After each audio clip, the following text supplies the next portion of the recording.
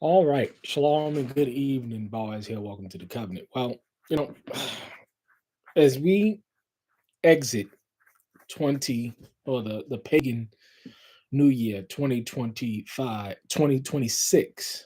Well, no, 2025 and go into 2026, we've seen a fundamental shift in the economics, uh, the politics, and the overall social order of this country. And the shift in which we're seeing is unlike anything that we've experienced before. We have been talking about the collapse of the society as we know it and as they transition us into a new monetary system. And we're seeing this happening uh, right in front of our faces. And what I want to do is I want to play some, um, what do you call it? Oh, shucks, man. It's get this. Got to be good with that fly swatter. I'm telling you, I'm an expert with this thing. But what we're going to do tonight, because it's important to see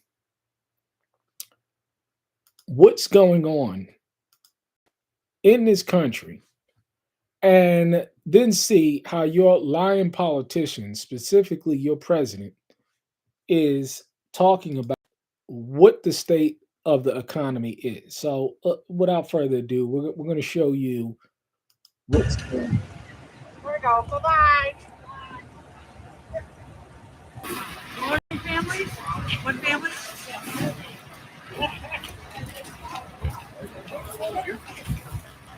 This is why it's so important to make sure that you are storing food and that you're growing food because these people that haven't done this, they are relying on the system for their livelihood. This is going on.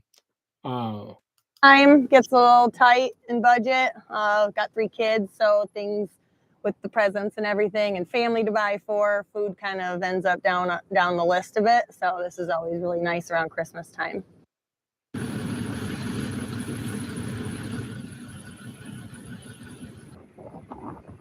these are working class Americans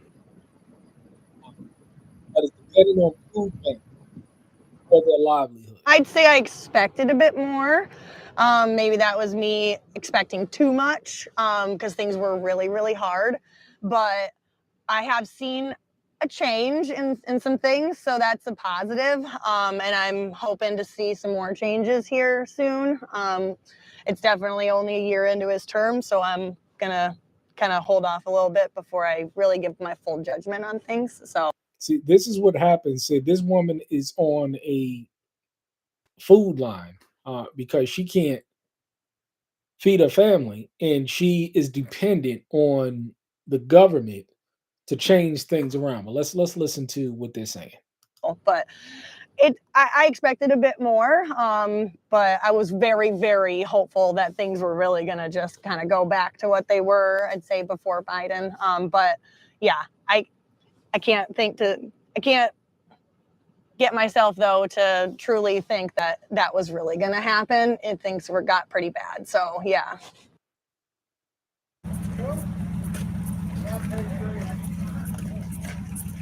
She believed in the system.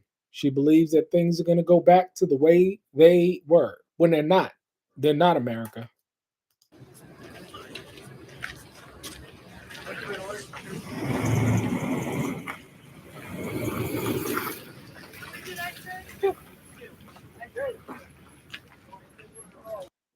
I mean, I'm a realistic person and I'm not just going to follow along somebody like a sheep, I'm just not going to do that. I will follow you until I know it's not okay to anymore. So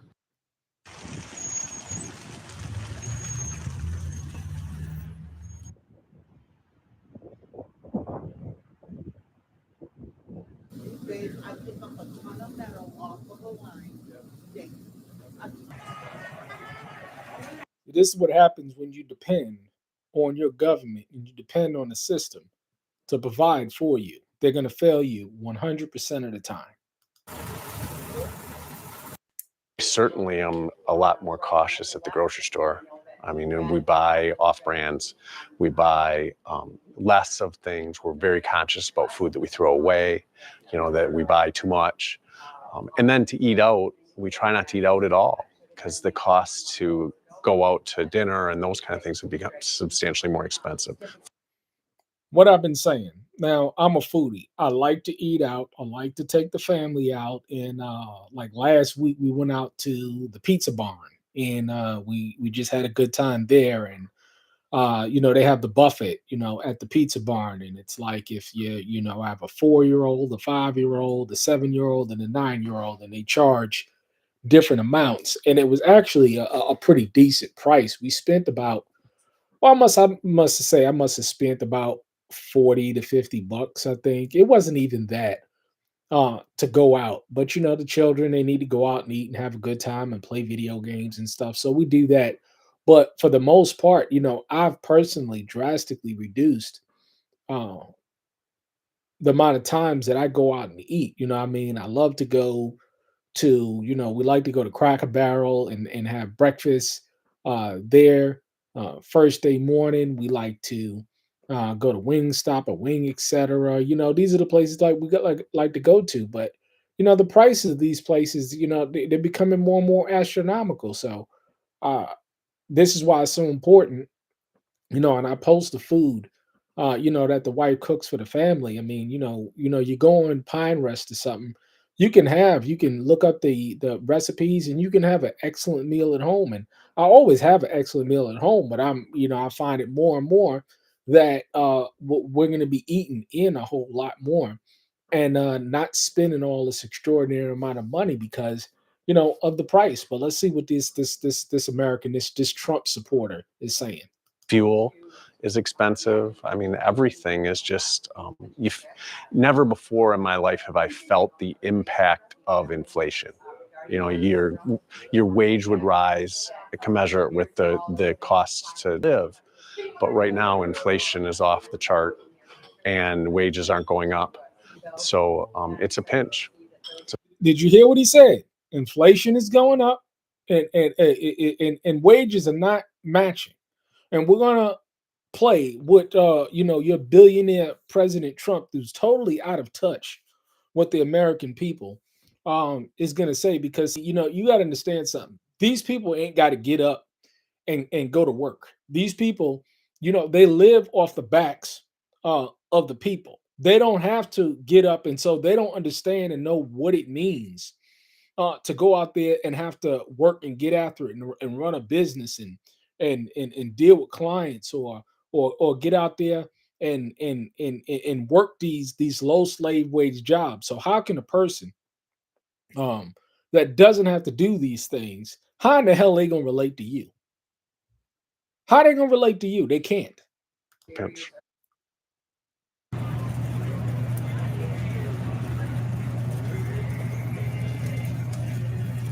Well, no, it's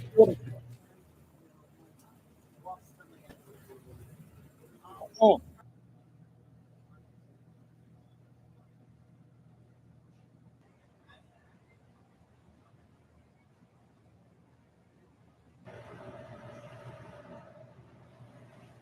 look at the prices for that damn rice. I mean, I remember where you can get a bag of rice for $2.50. Now it's $8.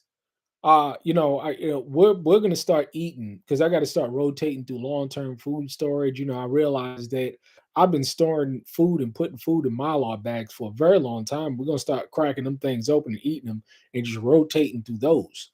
But we're gonna be eating uh 10-year-old, 12-year-old rice in a minute and just cycling through that old stuff and putting that new stuff in there.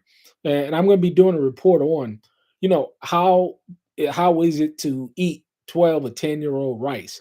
But we're pretty sure that it's good. It's been in Mylar bags and sealed tight in 5-gallon buckets. But I'm going to be doing a video on that soon. I'd like to see people be able to afford the things that they want. I would rather see the government tax or the government raise costs and things that aren't the basic physical needs. You know, the things that you have to have, the diapers, the formula, the just meat and cheese and things. If we could control those costs in a way that it didn't affect the lower end of our economic scale, the things that people have to have, and we transfer some of that inflation to things like luxury cars, for instance, or maybe things that people splurge on but they can go without, I think that would probably help ease some of the pressure that I think American families have right now. And see, and it's heartbreaking to hear a man, and it sounds like he's a good man, a decent, solid, Trump supporting American that firmly believe these things. But you know what he fails to realize is that rich people, you got to understand something, that you know they have the money, so they're not going to cut back on their luxury spending. They're not going to cut back on their vacations. They're not going to cut back on anything luxury that they're doing. That's just how it works. That's how it works. Because see, you got a situation where the rich is getting richer because they've acquired all the assets, and the poor is getting poorer, and that's how it works. And this is what he fails to realize. This is what he fails to understand. And again, he sounds like a good old fashioned, honest, hardworking American that's getting the boot, that's getting the stiff because he trusts in a system that is failing him and that seeks to destroy him. Why you got billionaires like Trump and all his cronies and Ralph Adelson. And you say, I've always spoken about these people. I'm what's called a political atheist. I don't believe in any of these people at all. They're all immoral Satan worshipers. And I've been saying it for years, and I'm going to continue to say it. They don't care about you. They do not care about you. They don't care about your family. They don't care about the fact that you're struggling. They don't care about any of this stuff because it's not affecting them. It's affecting you.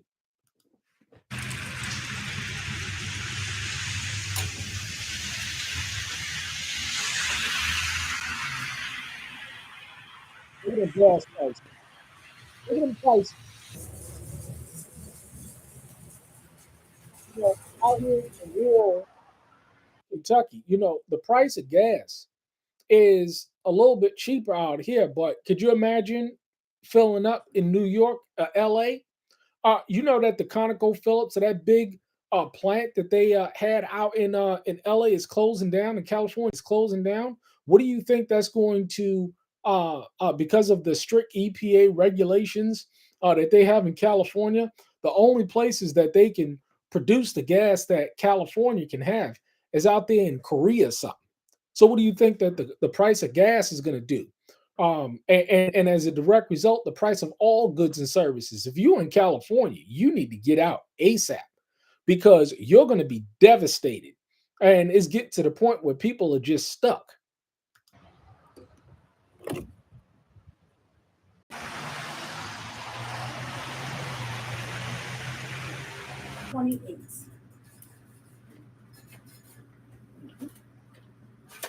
All right, hon, top copy is mine, bottom is yours. And We didn't get here overnight, and so we just have to have some grace. And I understand the struggle with everybody, and as well as myself. And I wish he would take that into accountability and do more things, you know, quicker. But I don't know how that end works. I just know that hopefully he's going to do it soon. I'm sorry, man, but he ain't going to do it soon because he's going to oversee this matter. That's why he's there. Because you got to understand something. Presidents are not elected, they are selected. And once you get and understand that, then you understand that the gig is up.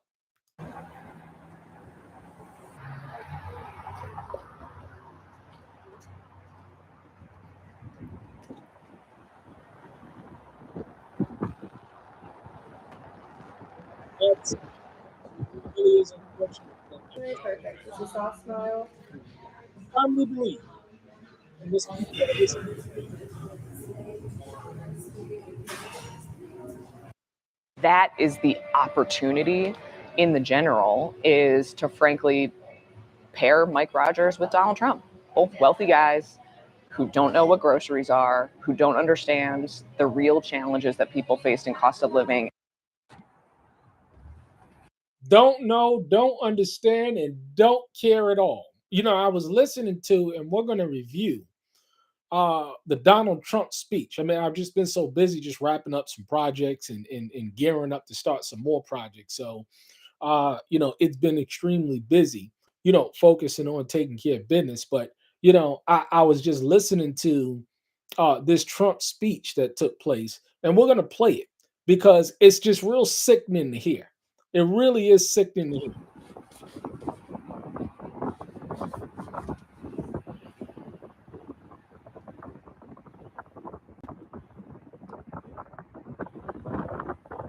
It's real difficult to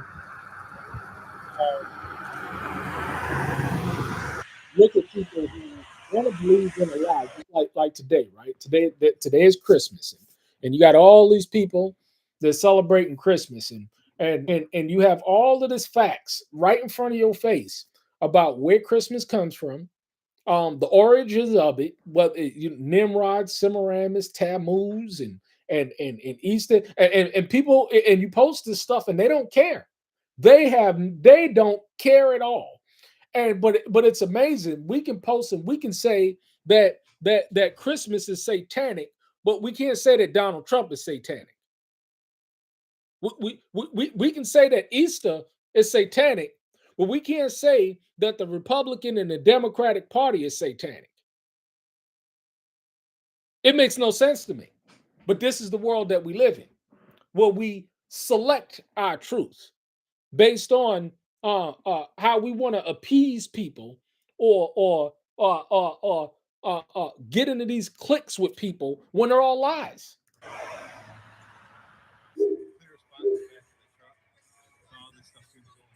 When you believe in lies, you deserve exactly what you get, especially when you've been told the truth.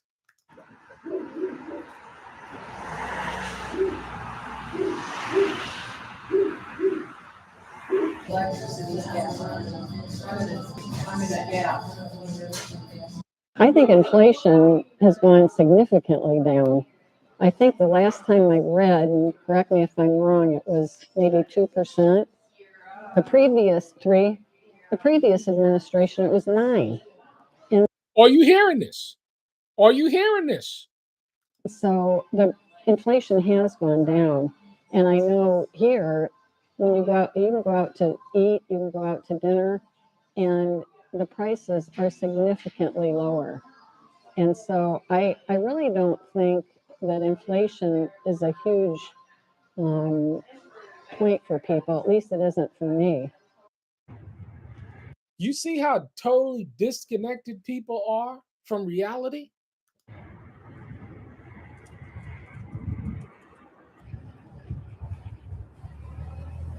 It really is sad. It's something sad.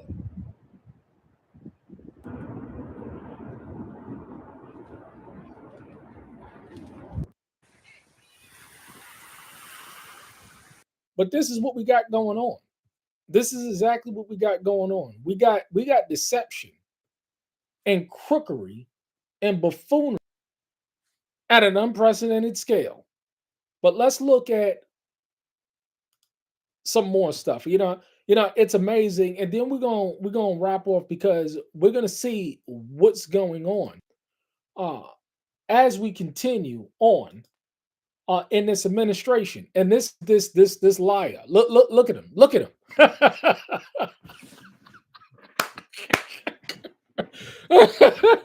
look at President Trump address the nation. And I want you to listen to this man lie for 18 minutes straight. I mean, the man is just a pathological, satanic liar.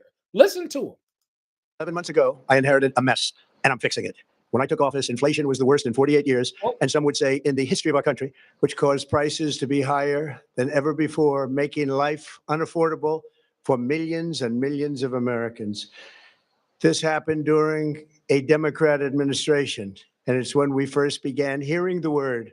This is the same guy that printed out trillions of dollars, gave out trillions in PPP loans and tax breaks for the rich, and this is the COVID guy. This right here. You see this guy right here? Operation. You see this guy right here? Operation Warp Speed. Yeah. Affordability. Our border was open, and because of this, our country was being invaded by an army of 25 million people, many who came from prisons and jails, mental institutions, and insane asylums. They were drug dealers, gang members, and even 11,888 murderers, more than 50% of whom killed more than one person. This is what the Biden administration allowed to happen to our country, and it can never be allowed to happen again. Now, you have all these people, because you got to understand that these people work together. See, all of this is nothing but a dog and pony show. One person creates the problem, and then another person comes in and quote unquote provides the solution. And this is what you're seeing right here. We had men playing in women's sports, transgender for everybody, crime at record levels with law enforcement and words Crime at record levels. What do you think crime is at now? such as that just absolutely forbidden. We had the worst trade deals ever made, and our country was laughed at from all over the world, but they're not laughing anymore. Over the past 11 months, we have brought more positive change to Washington than any administration in American history. Do you hear how these people, you got to understand something. People, you got to understand something. When somebody gets up and makes such extraordinarily wild assertions and claims like this, you know that they're lying. You know that they're lying. Why is it that people believe people that get up and because he got on a nice suit and he looks good and the camera's rolling, that people believe what he's saying? He's lying. This is a pathological liar. There's never been anything like it, and I think most would agree. I was elected in a landslide, Most would agree. Yeah, I don't agree.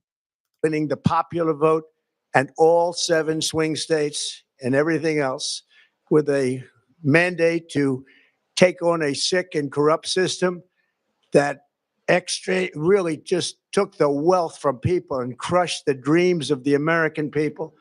For the last 4 years, the United States was ruled by politicians who fought only for insiders, illegal aliens, career criminals, corporate lobbyists, prisoners, terrorists, What do you think is going on today?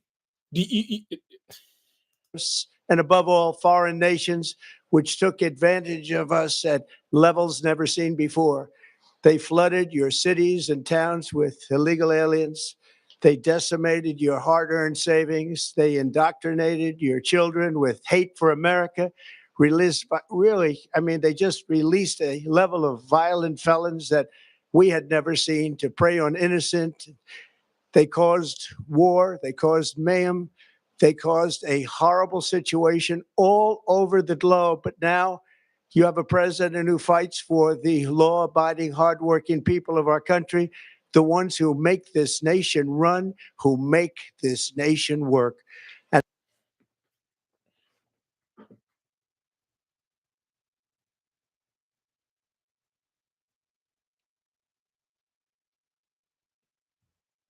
Have y'all seen the true unemployment numbers? I'm not talking about what this liar in chief gets up and states. We're talking about the true unemployment numbers in this country.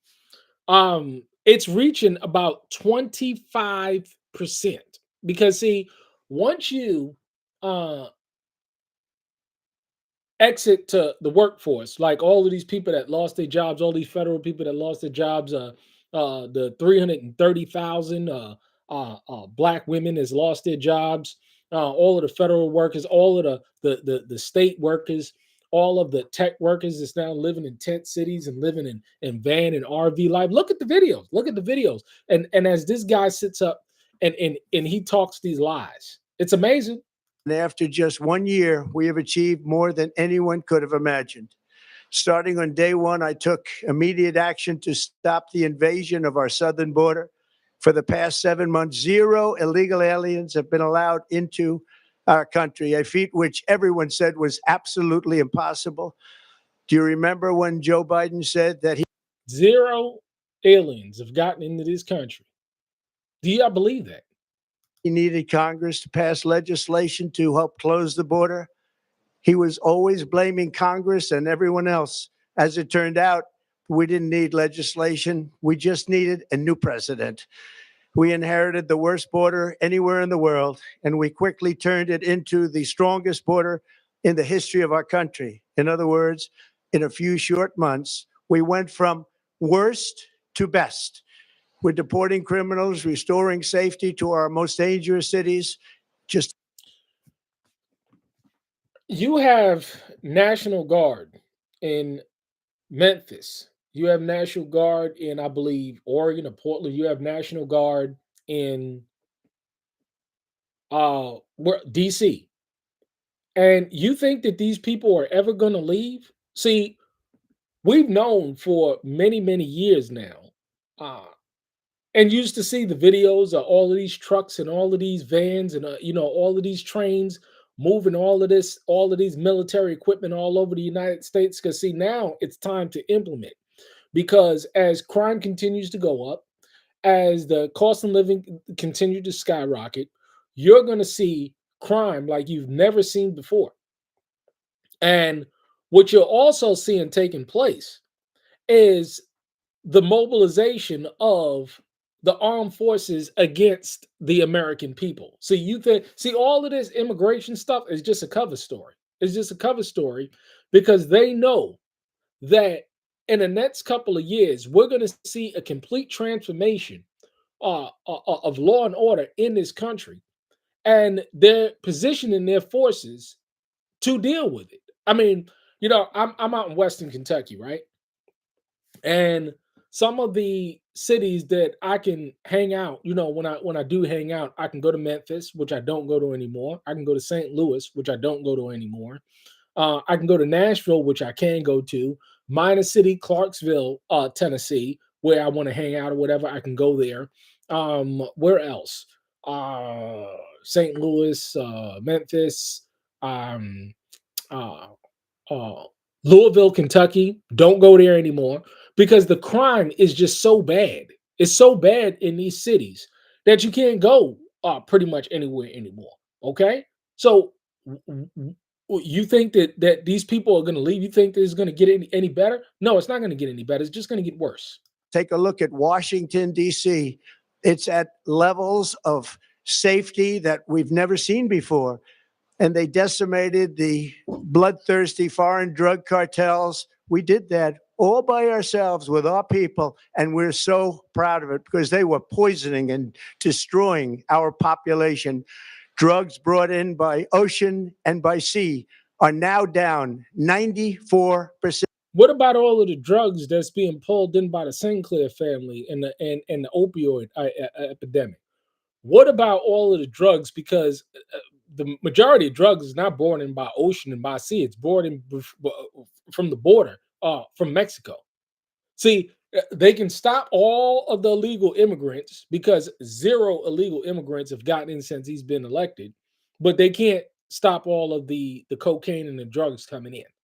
Amazing, isn't it? We have broken the grip of sinister woke radicals in our schools, and control over those schools is back now in the hands of our great and loving states. You want to look at the testimonies of teachers saying that these children are graduating and they can't read and write. They can't do basic arithmetic. And see, you watch the movie Idiocracy. It's taking place right before our very eyes. And this is why people are so easily duped and deceived. Because what we have here is not only a moral decline, we have an intellectual decline in this country. You know, I listen to certain people, right, on the internet, right? And I listen to certain people, and obviously these people are just not intelligent at all. You could just tell by looking at that they're just not intelligent at all. They're not informed, and these are the kind of people that, and then you got these religious folks that just go with the flow. It's sad to see, why they be decimated and why they believe in lies. It's amazing. Where education belongs. After rebuilding the United States military in my first term, and with the addition we are adding right now, we have the most powerful military anywhere in the world, and it's not even close. The budget for the United States military now, which is all, you're not even including the black budget, is hitting $1 trillion. So we're now spending $1 trillion. And remember, we're $38 trillion in debt. And we're spending $1 trillion on what? This is what happens when you have a dying nation and a dying economy. I've restored American strength, settled 8 wars in 10 months, destroyed the Iran. He settled 8 wars in 10 months, but we're still funding Ukraine. We're going to war with Venezuela. And it's funny, you know, you have this call it. You have this let me try and find it. Let me try and find it. This image that's going around. Where is it at? Oh, no. There's this image going around, right? Of a meme that says, you know what I'm saying, we weren't in the Iraq for weapons of mass destruction. And they got the oil fields in the back. And now we're going into Venezuela for drugs. And they got the oil fields around back. These people are pathological liars. Nuclear threat and ended the war in Gaza, bringing for the first time in 3,000 years peace to the Middle East. You know, there's a genocide going on over there right now. You can see the reports coming in. They're flattening entire towns over there. And he said himself that he wants to build resorts over in Gaza. And why would the people want to come back? Why would they want to come back? They don't need to come back. We're going to build.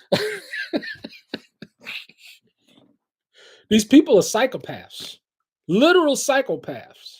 And secured the release of the hostages, both living and dead. Here at home, we're bringing our economy back from the brink of ruin. The last administration and their allies in Congress looted our treasury for trillions of dollars, driving up prices and everything at levels never seen before. I am bringing those high prices down and bringing them down very fast. How them prices doing for you? Or you Trump supporters? How them prices doing for you? Because see, again, I've stated again, and I've never changed my position. I am a political atheist. I don't believe in the Trump administration, the Biden administration. I don't believe in any of these people because they're all liars and deceivers and they're dogs. And until we get this, until the American people get that these people are not for you, you're going to continue to be deceived and duped and deceived. This man is lying. He's getting up on national TV and he's telling you a bald-faced lie. Do you feel this in your pocket? See, because see, the people that like this pig and this dog right here, that lives off the backs of the people. Do you think he goes and he shops? Do you think that he experiences any of the woes of the average American citizen feels? Do you think he has to get up and actually work for a living? Let's look at the facts. Under the Biden administration, car prices rose 22%, and in What do you think car prices are doing today? many states, 30% or more. Gasoline rose 30 to 50%. Hotel rates rose 37%. Airfares rose 31%. Now, under our leadership, they are all coming down and coming down fast. Democrat politicians also spent the cost of groceries soaring, but we are solving that too.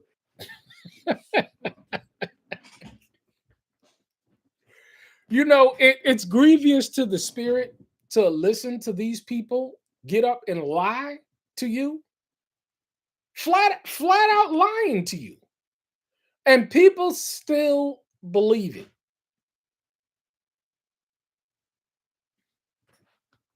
The price of a Thanksgiving turkey was down 33% compared to the Biden last year. The price of eggs is down 82% since March, and everything else is falling rapidly. And it's not done yet. But boy, are we making progress. Nobody can believe what's going on. Here are just some of the efforts that we have underway. You will see in your wallets and bank accounts in the new year. After years of record-setting falling incomes, our policies are boosting take-home pay at a historic pace.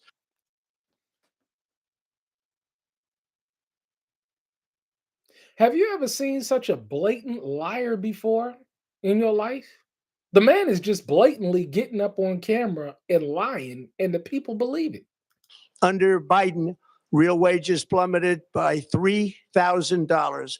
Under Trump, the typical factory worker has seen a wage increase of $1,300. For construction workers, it's $1,800. For miners, we're bringing back clean, beautiful coal. It's $3,300. And for the first time in years, wages are rising much faster than inflation. Wages are rising much faster than inflation. And people believe this stuff. People believe these lies. Remember that the wages, just look at it. Wages are going up much faster than inflation. Are you hearing this man? Are you hearing him? How big is that? Very importantly, there are more people working today than at any time in American history, and 100% of. You know, it's.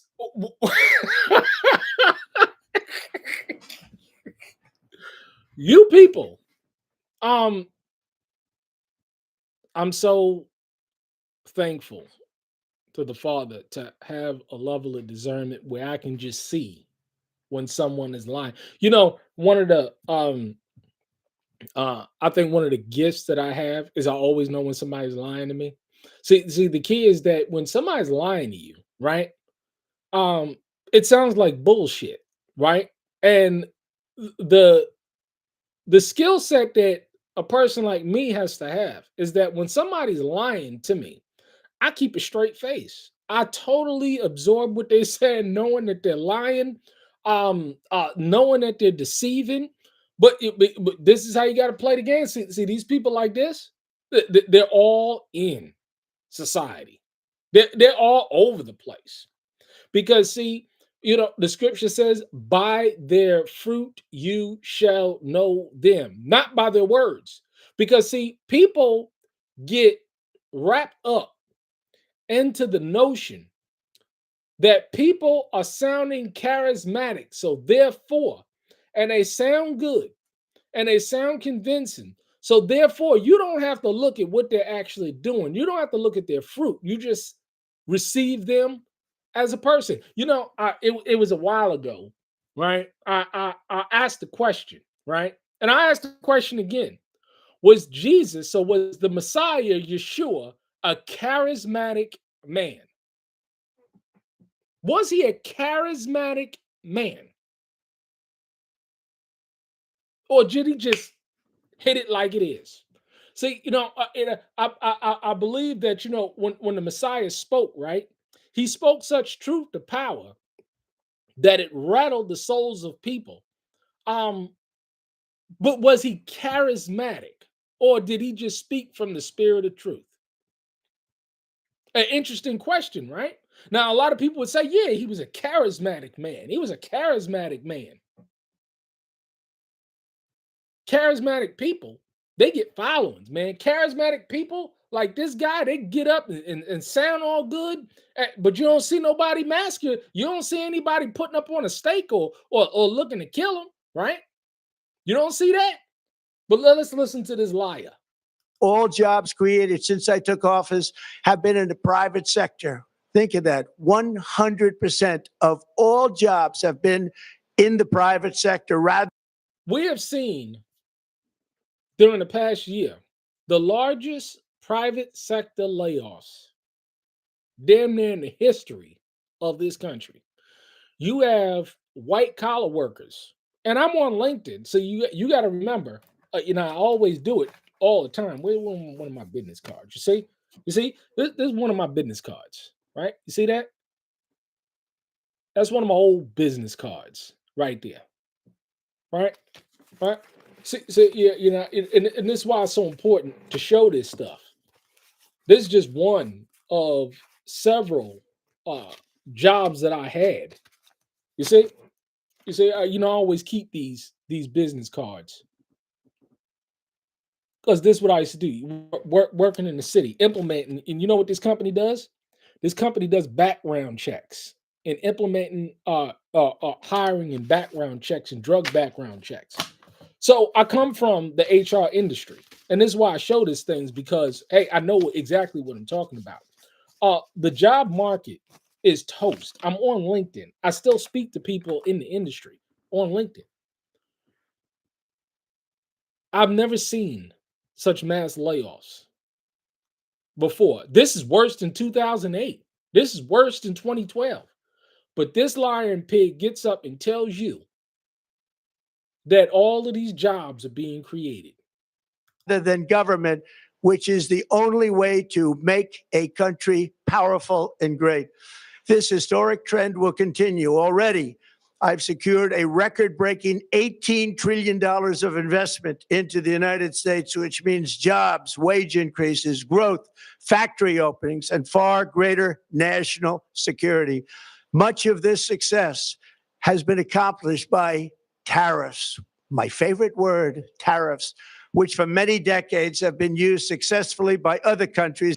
This idiot in chief, who do you think pays for tariffs? He increases tariffs on cell phones. Who do you think pays for that? Who do you think pays for tariffs? I mean, this is economics 101. You pay the higher costs for tariffs. They just pass the cost down to the consumer. It's called trickle down economics, but you get the brunt of the inflation. It's against us, but not anymore. Companies know that if they build in America, there are no tariffs. And that's why they're coming home to the USA in record numbers. They're building factories and plants at levels we haven't seen. AI, automobiles. We're doing what nobody thought was even possible. They just now shut down this EV plant in Kentucky and laid off all of these people. And I remember, going back because, you can go ahead and look at these old clips of these people, as they bring out their silver shovels and they break ground and they say, how all of these jobs are going to be created. And this is the wave of the future. And they're building all these data centers now because, see, they don't need you anymore. See, Trump is, Elon. He's on set to, I think they gave him $1 trillion payout.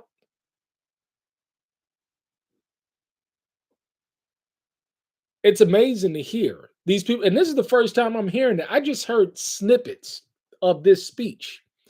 And it was detestable to listen. I said I want to listen to the whole thing, but let's go and continue to listen. Not even remotely possible. There has never, frankly, been anything like it. 1 year ago, our country was dead. We were absolutely dead. Our country was ready to fail, totally failed. Now we're the hottest country anywhere in the world. And that hot with inflation, hot with debt, hot with new wars coming up, hot with unemployment. hot with credit card debt, hot with student loan debt. Did you know January 1st they're going to be garnishing student loans? So if you had a student loan, right? Could you imagine you graduated college? I know people that graduated college 20, 30 years ago, and they're still paying their student loans. And they're going to be garnished. They're going to be taking your check. See, these people, this is why I say there's a big difference between secured debt and unsecured debt. Secured debt is something that they can take from you. And student loans is under secured debt. You will pay back your loans. All these people on Facebook, all these credit repair gurus, where they're all at now? Where are they all now? All these credit repair gurus tell you that, you can not pay your student loan. You ain't got to worry about your student loan no more. Hey man, we gonna you pay me $5,000 and I'm gonna get your student loan taken off your credit report. No, they're gonna be garnishing your wages. They're gonna be coming after you. These are the new things that they're gonna be implementing in a couple of days. We're gonna be garnishing your check for student loans. Those repayment plans, that's all done. They done put all that out the window. Now they want their moolah. That's said by every single leader that I've spoken to over the last 5 months. Are you listening? Next year, you will see the world. And that's said by every single, frankly, been anything like it. 1 year ago, our country was dead. We were absolutely dead. Our country was ready to fail, totally failed. Now, we're the hottest country anywhere in the world. And that's said by every single leader that I've spoken to over the last 5 months. Next year, you will also see the results of the largest tax cuts in American history that were really accomplished through our great, big, beautiful bill, perhaps the most sweeping legislation ever passed in Congress. We wrapped 12 different bills up into one beautiful bill. That includes no tax on tips, no tax on overtime, and no tax on Social Security for our great seniors. Under these cuts, many families will be saving between $11,000 and $20,000 a year. And next spring is projected to be the largest tax refund season of all time. Because of tariffs, along with the except for the millions of Americans that owe student loans, yeah, they're gonna be taking them tax returns. They're gonna be garnishing your check because you cannot have student loans discharged out of bankruptcy. You can file a bankruptcy, you can file a Chapter 11, a Chapter 13, or a Chapter 7 to get rid of credit card debt, or pay it back pennies on the dollar. And this is what I honestly suggest: if you have any credit card debt or any unsecured debt, that you should go ahead and file for bankruptcy, so you just get that stuff just cleared away and live within your means. But these people, if you have secured debt, student loans, they are going to be coming for your checks and your garnishments and your tax returns. You ain't gonna be getting that back. And it's amazing to one thing to hear it, but it's another thing to put faces to it. Pretty sad. Just passed one big, beautiful bill. Tonight, I am also proud to announce that more than 1,450,000, think of this, 1,450,000 military service members will receive a special, we call Warrior Dividend before Christmas, a Warrior Dividend in honor of our nation's founding in 1776. I heard somebody say this, that just before they go to war, they give dividend checks. They give cash payouts to the military just before they go to war. Because see, when all else fails, they take you to war. And this is exactly what's taking place. They always pay out the military before they go to war. We are sending every soldier $1,776. We're going to war. They're going to be sending military the little stimulus checks for the military. We're going to war. Boots on the ground. Think of that. to murder innocent people in third world countries and steal their oil. Because make no mistake about it, that's exactly what the United States military does. And the checks are already on the way. Nobody understood that one until about 30 minutes ago. We made a lot more money than anybody thought because of tariffs, and the bill helped us along. Nobody deserves it more than our military. And I say congratulations to everybody. And by the way, we now have record enlistment in our military. And last year we had among the worst recruitment numbers in our military's history. I got to check that. But who is enrolling in this? I guess, when you're poor and impoverished and you have no job opportunities, why not go into the military, right? What a difference a year makes. In addition, I'm doing what no politician of either party has ever done, standing up to the special interest to dramatically reduce the price of prescription drugs. Standing up to the special interests. Who believes that?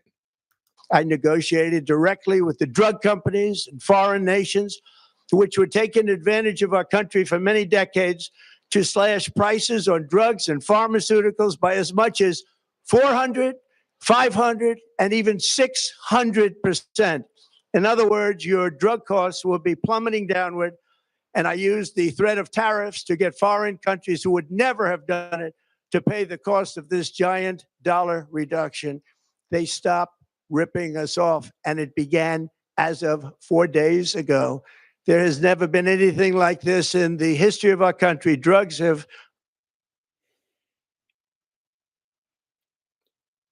When these politicians, again, get up and make these extraordinary claims,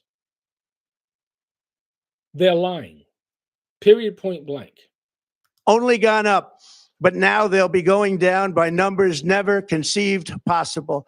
It's called most favored nation, and no president has ever had the courage or ability to get this done until now. The first of these unprecedented price reductions will be available starting in January through a new website, TrumpRx.gov. And these big price cuts will greatly reduce the cost of health care. I'm also taking on the gigantic health insurance companies that have gotten rich on billions of dollars of money that should go directly to the people. The money should go to the people. That's you.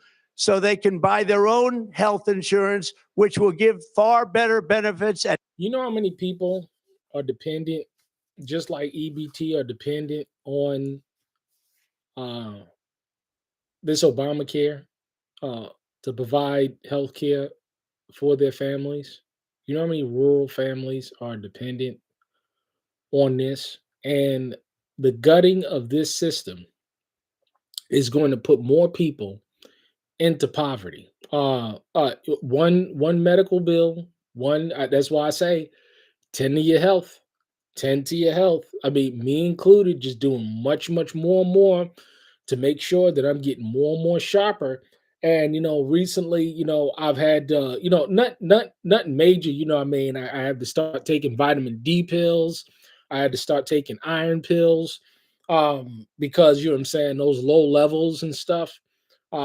Very active man, because this is how I provide for my family. You see those right there. That's how I provide for my family. And so therefore, hey, this, you got to keep this machine running good, because let me tell you, man, these things that are coming up when it comes to these cuts is going to literally devastate rural Americans. Much lower cost. It will be far better health insurance. The current Unaffordable Care Act was created to make insurance companies rich. It was bad health care at much too high a cost. And you see that now in the steep increase in premiums being demanded by the Democrats, and they are demanding those increases, and it's their fault. It is not the Republicans' fault. It's the Democrats. I think we're going to be looking at, I got to check again, but we're going to be experiencing another government shutdown in another couple of months. I think that spending bill was through January, February, or something like that. That's going to be fun. Fault. It's the Unaffordable Care Act, and everybody knew it. Again, I want the money to go directly to the people so you can buy your own health care. You'll get much better health care at a much lower price. What planet does this man live on? What makes you think that he gonna send you money so you can turn around and buy?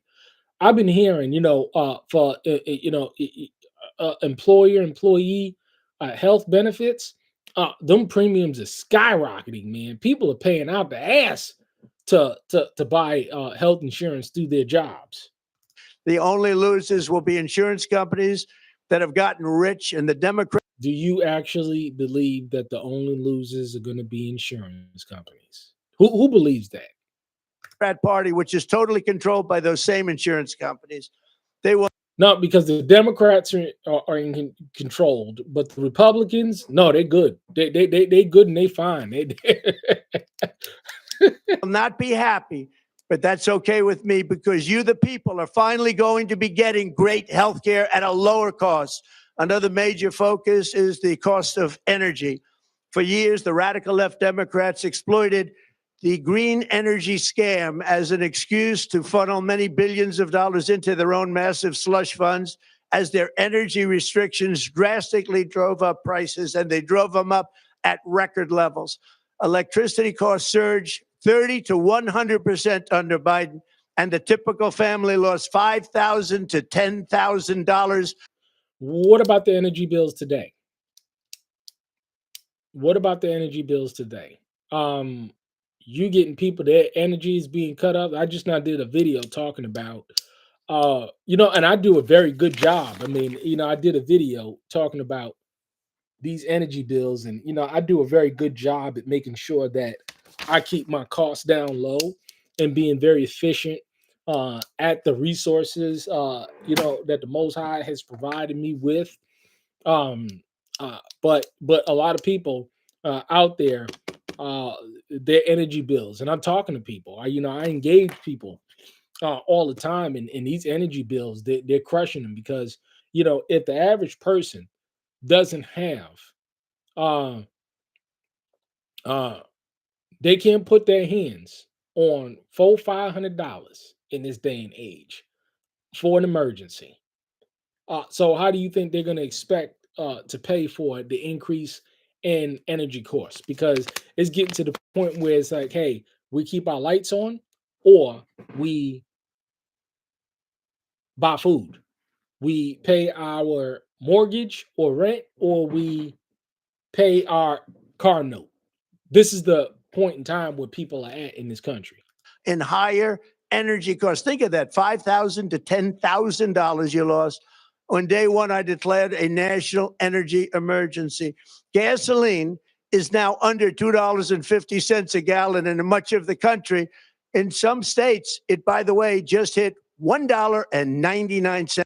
What state is he in? What state is he talking about? A gallon.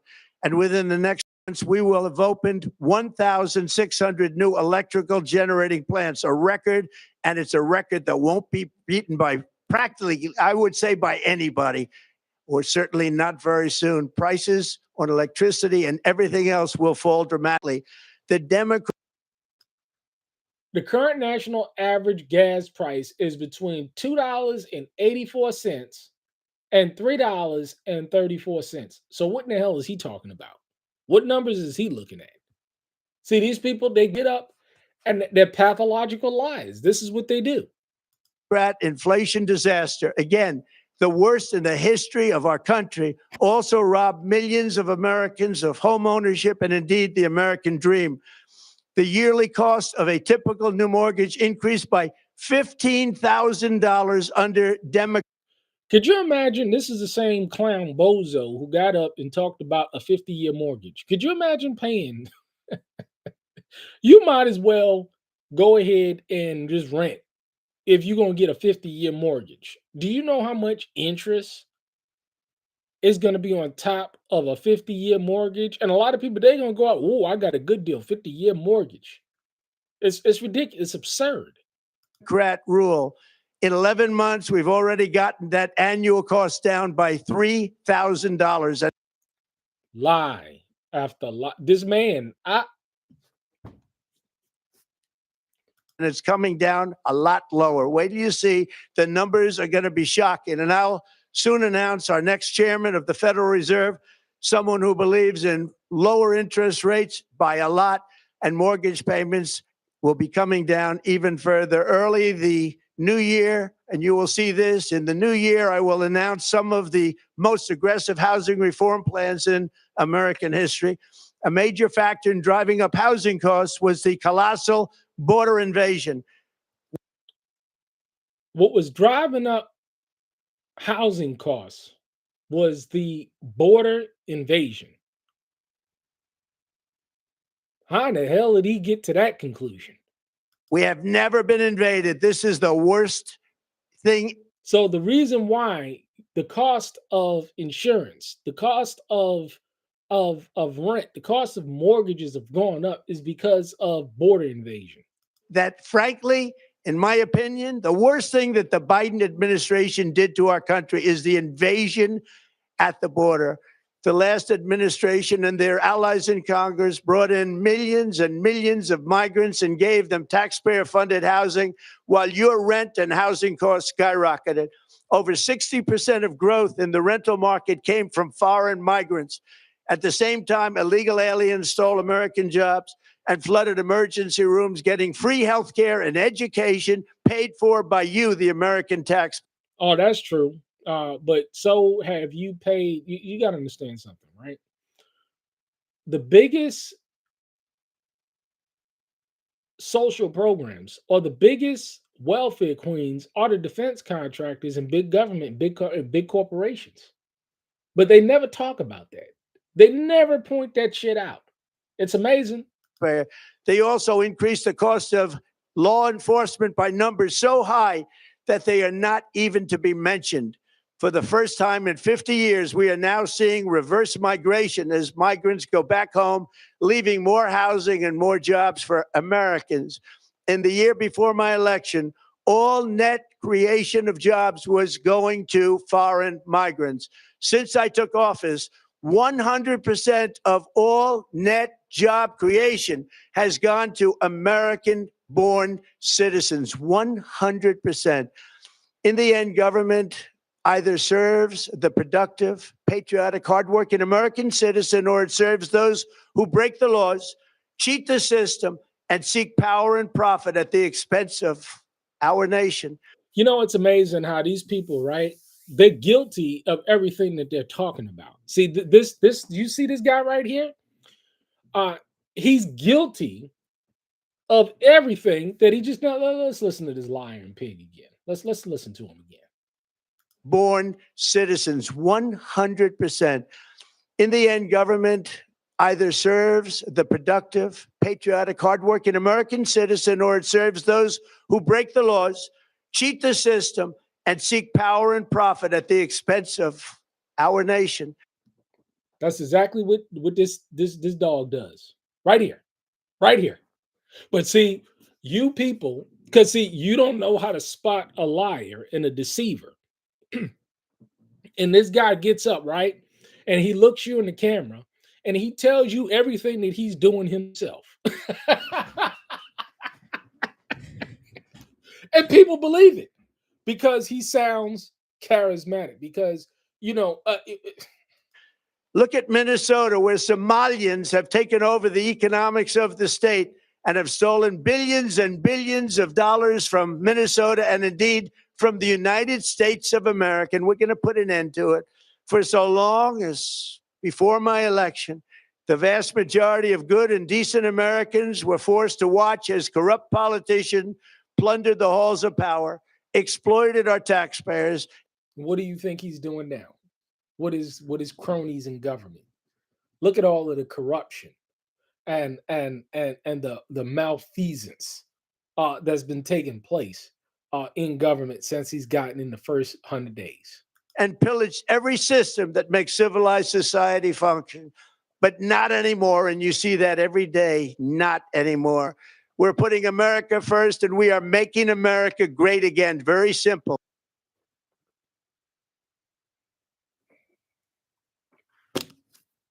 We are making America great again.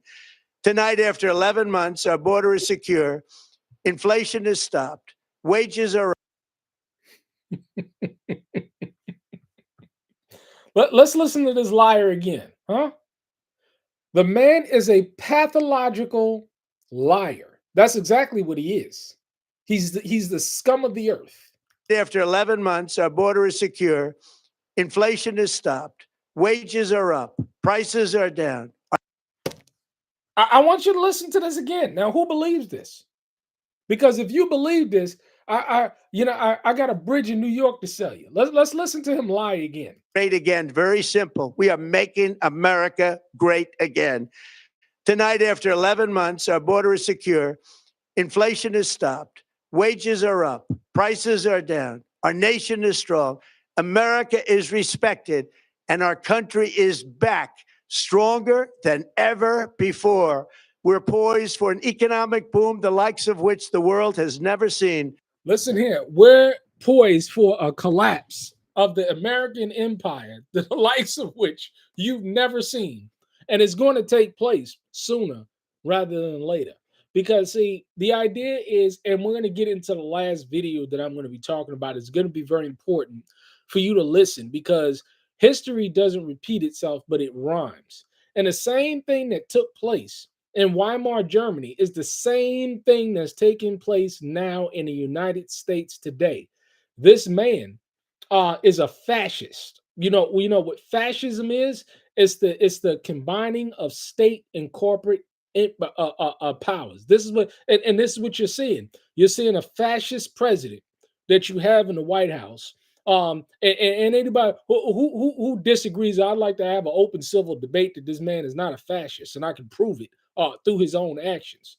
Just like you got this guy out in, it's amazing how they called each other names. The socialist, Zamani or Badani or whatever his name is, that's in New York City, and now they all buddies, Pizos, and chums and pals and stuff. Because, see, all of these socialists and fascists, they all work together, you see? And just like this man lied to the people of the nation, this Zamani guy, he ain't going to do nothing but run New York City right into the ground, giving people free shit. And people believed it. I got a brother, right, that was at the, polar opposite. My brother, he's 10 years older than me. And he was at he's big into the political scene in New York City. And he's rallying for socialism. And he's at this what do you call it?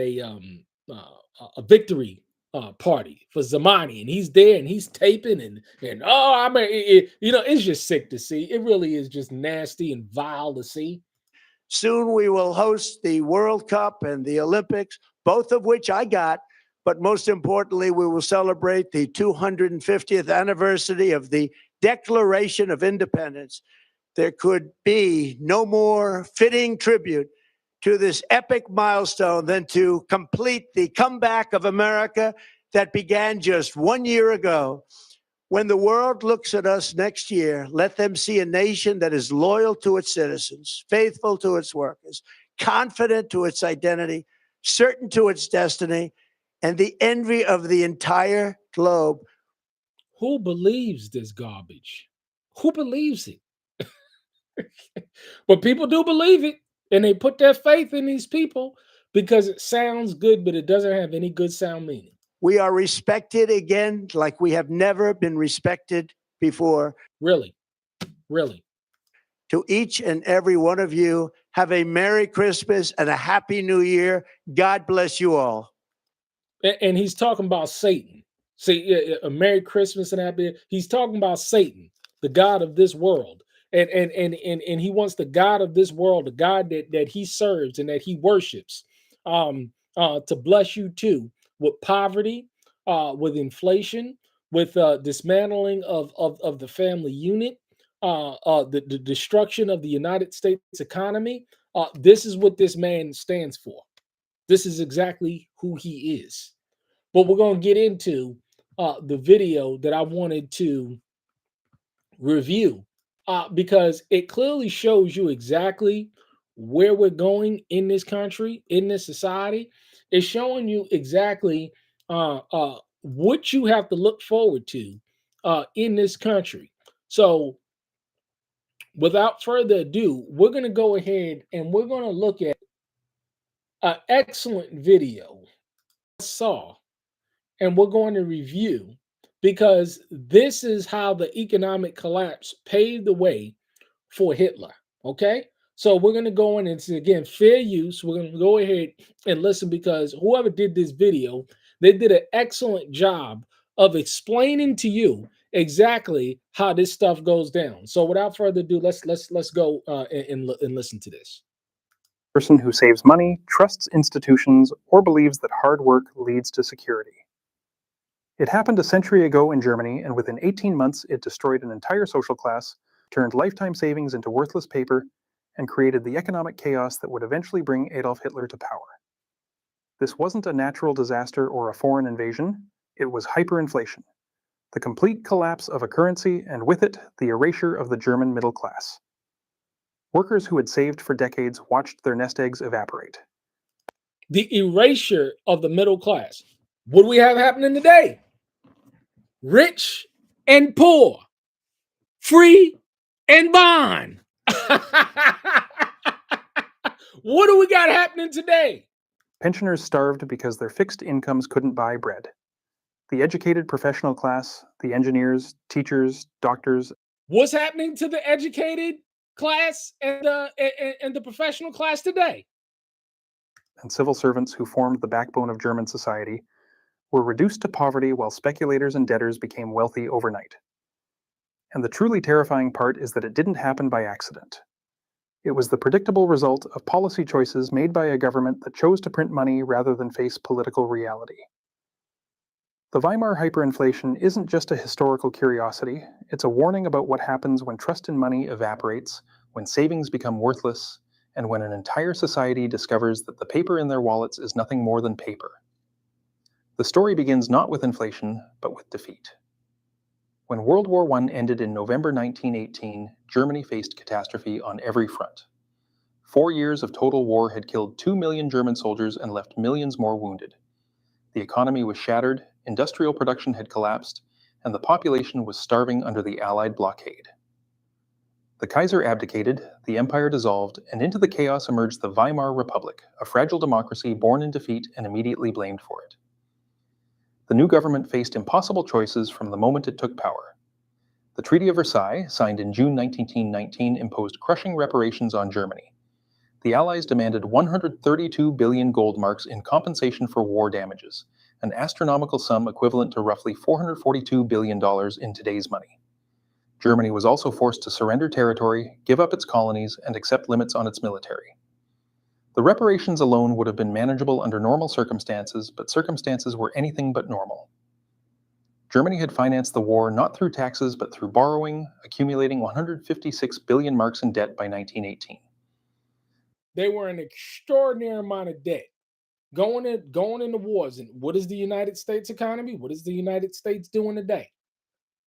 It's the same path. The strategy had been based on the assumption that Germany would win and force the losers to pay. When that didn't happen, the debt remained, and now reparations were added on top. The government faced a fiscal nightmare. Revenue from taxes couldn't come close to covering expenses, let alone debt service and reparations. The traditional solution would have been to raise taxes dramatically, cut spending, and implement painful austerity measures. You think we're going to do that in this country? No. No, we're going to print.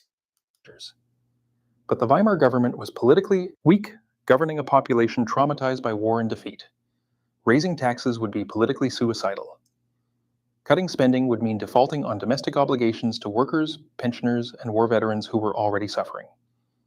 So the government chose the path of least resistance. It would print money. At first, this seemed to work. The printing presses ran, the government paid its bills, and life continued.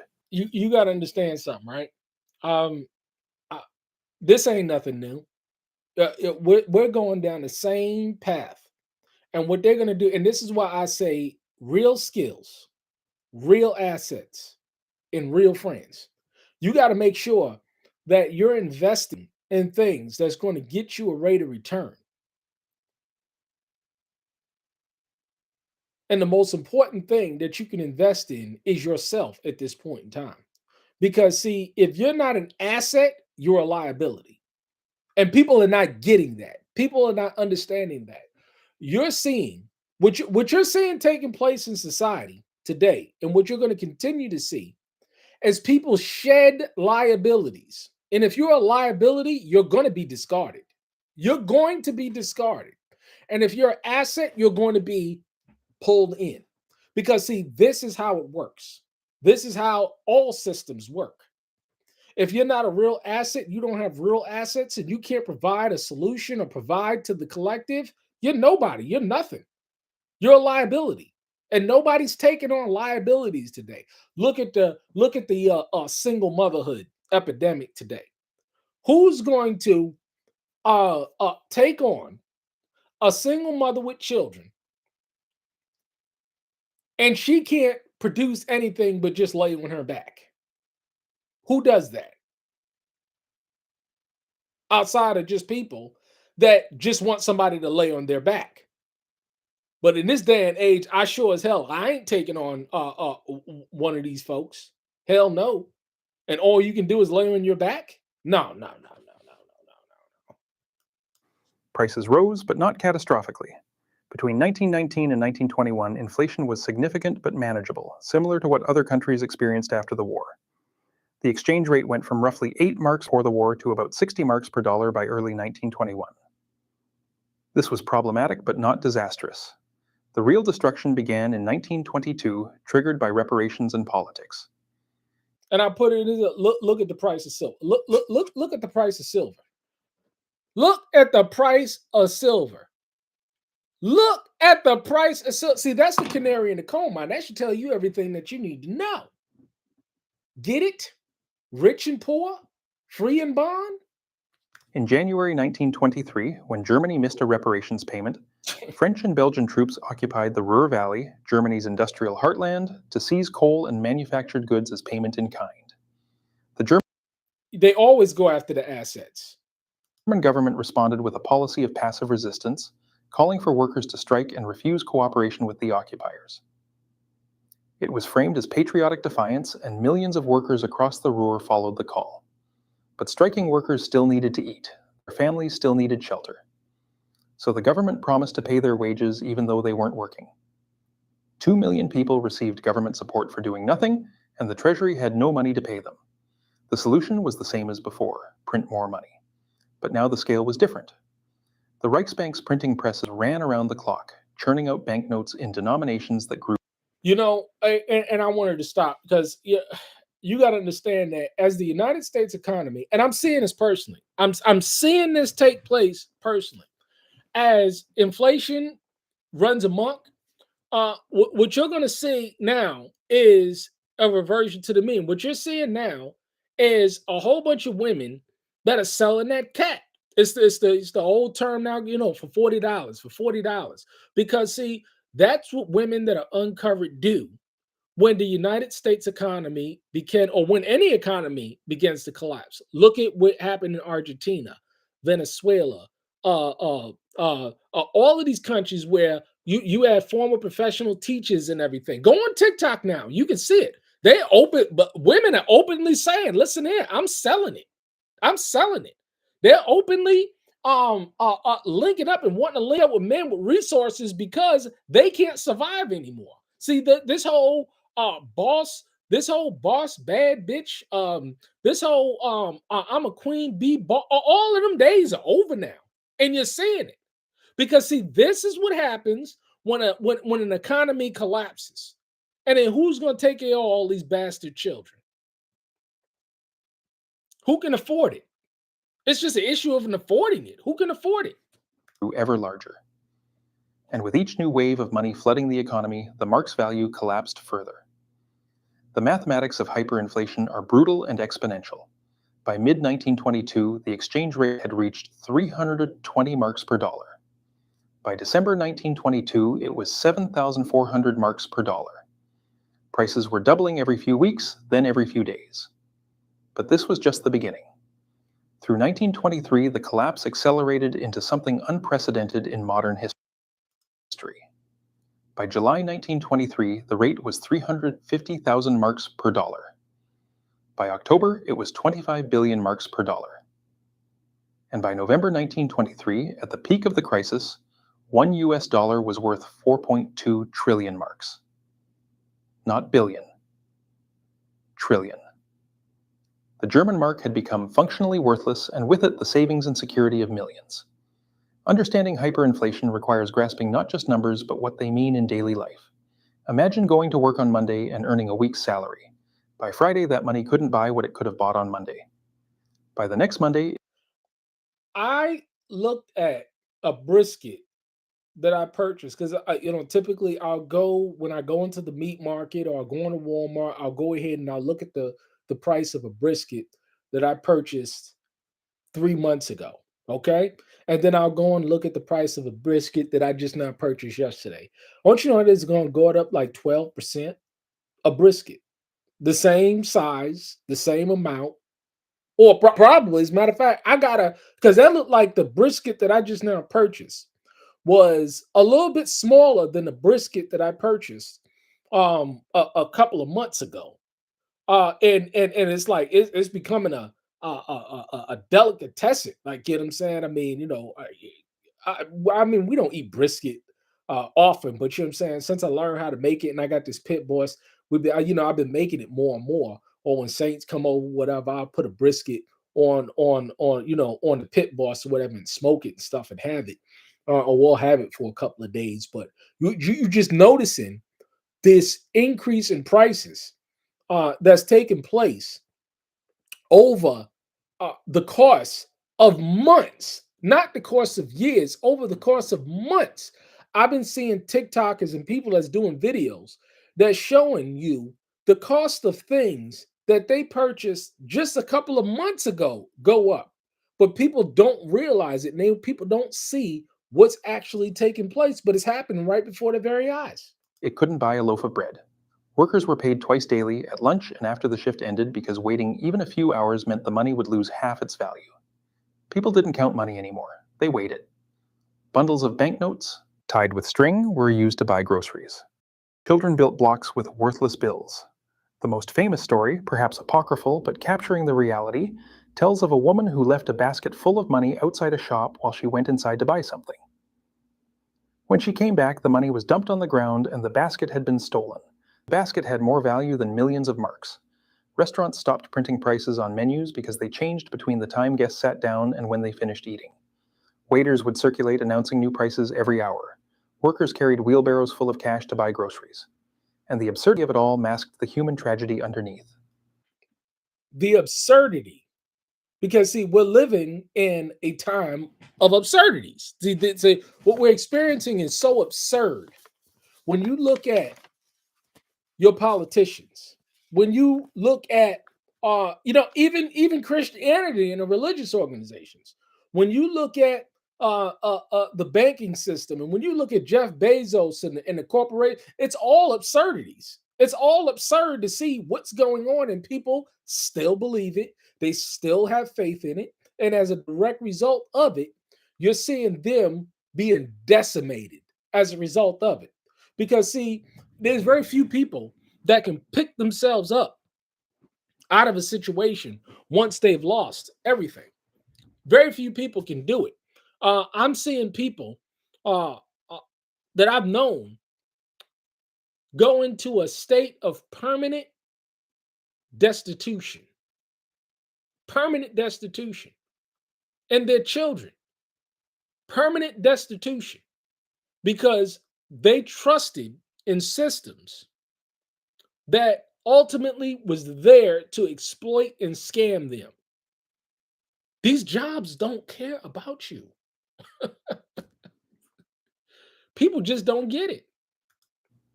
Because hyperinflation didn't just destroy money, it destroyed lives, and it did so selectively, punishing certain groups while enriching others. The middle class was devastated. These were people who had done everything right by the standards of their society. Did you hear that? Did you hear that? Go to school, get a good education, go to church on Sunday, get a good job, pay your tithes, pay your taxes, and you'll be blessed and you'll be okay. How that working out for you folks out there? How that working out for you? They'd worked hard, saved diligently, invested conservatively, and planned for the future.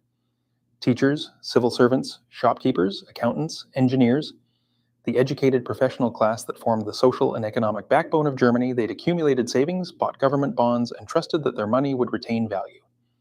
Hyperinflation destroyed them completely. Life savings that could have bought a house in 1921 couldn't. It's amazing to watch these RV parks in California and all of these testimonies on TikTok of people that used to work in the tech sector, making $200,000, $300,000, $400,000, $500,000 a year. Now they have nothing. Working for Meta, working for Facebook, working for Elon Musk, working for Amazon. I know family members that have applied for 200 jobs and no jobs are coming. And they still got faith in the system.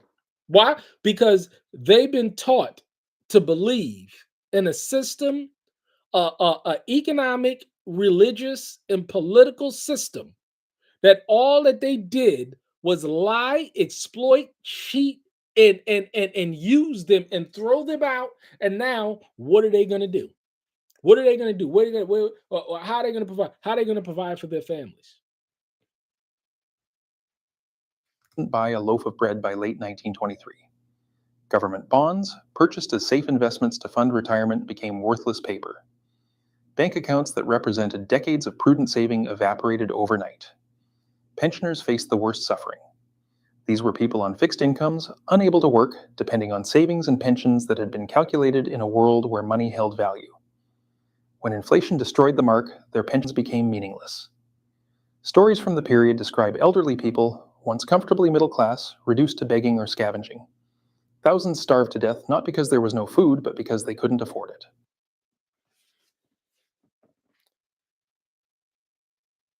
It's not that food is not going to be available on the shelves. It's just that you're not going to be able to afford it.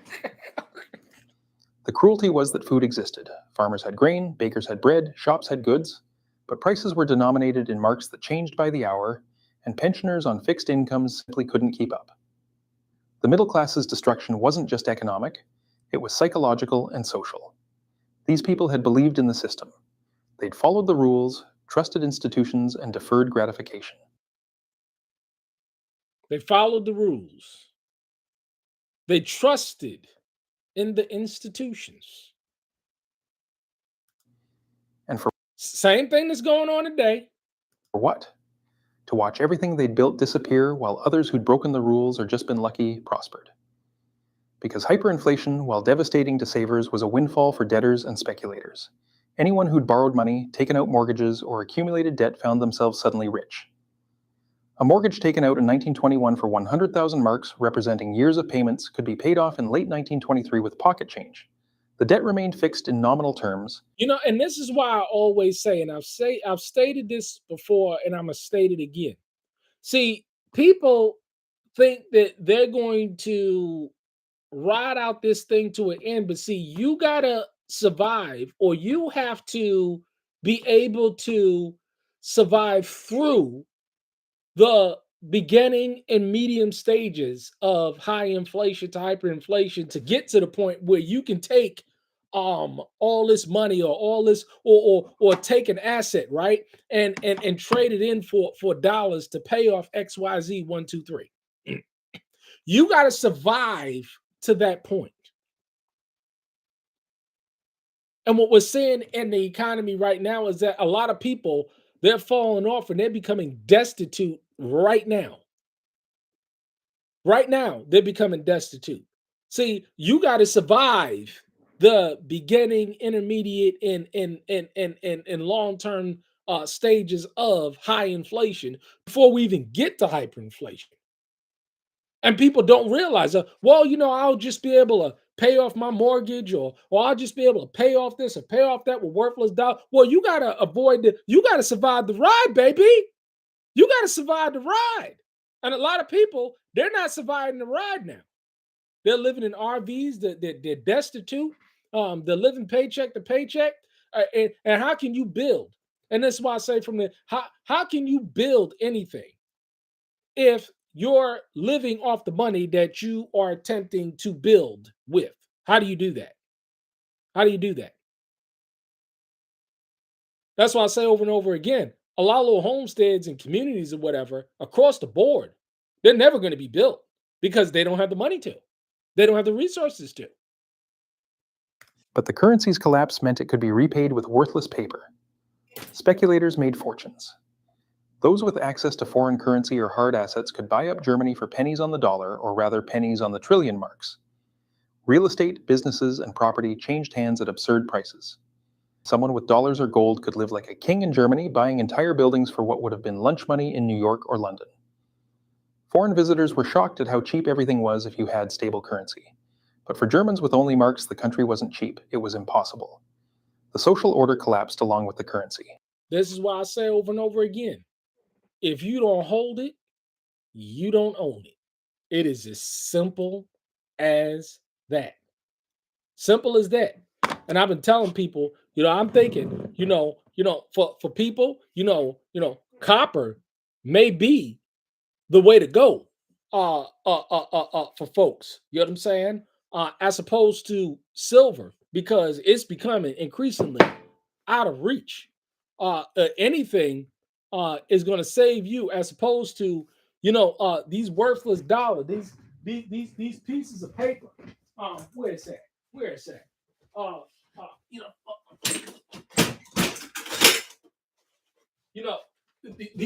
These worthless dollars that we got going on here.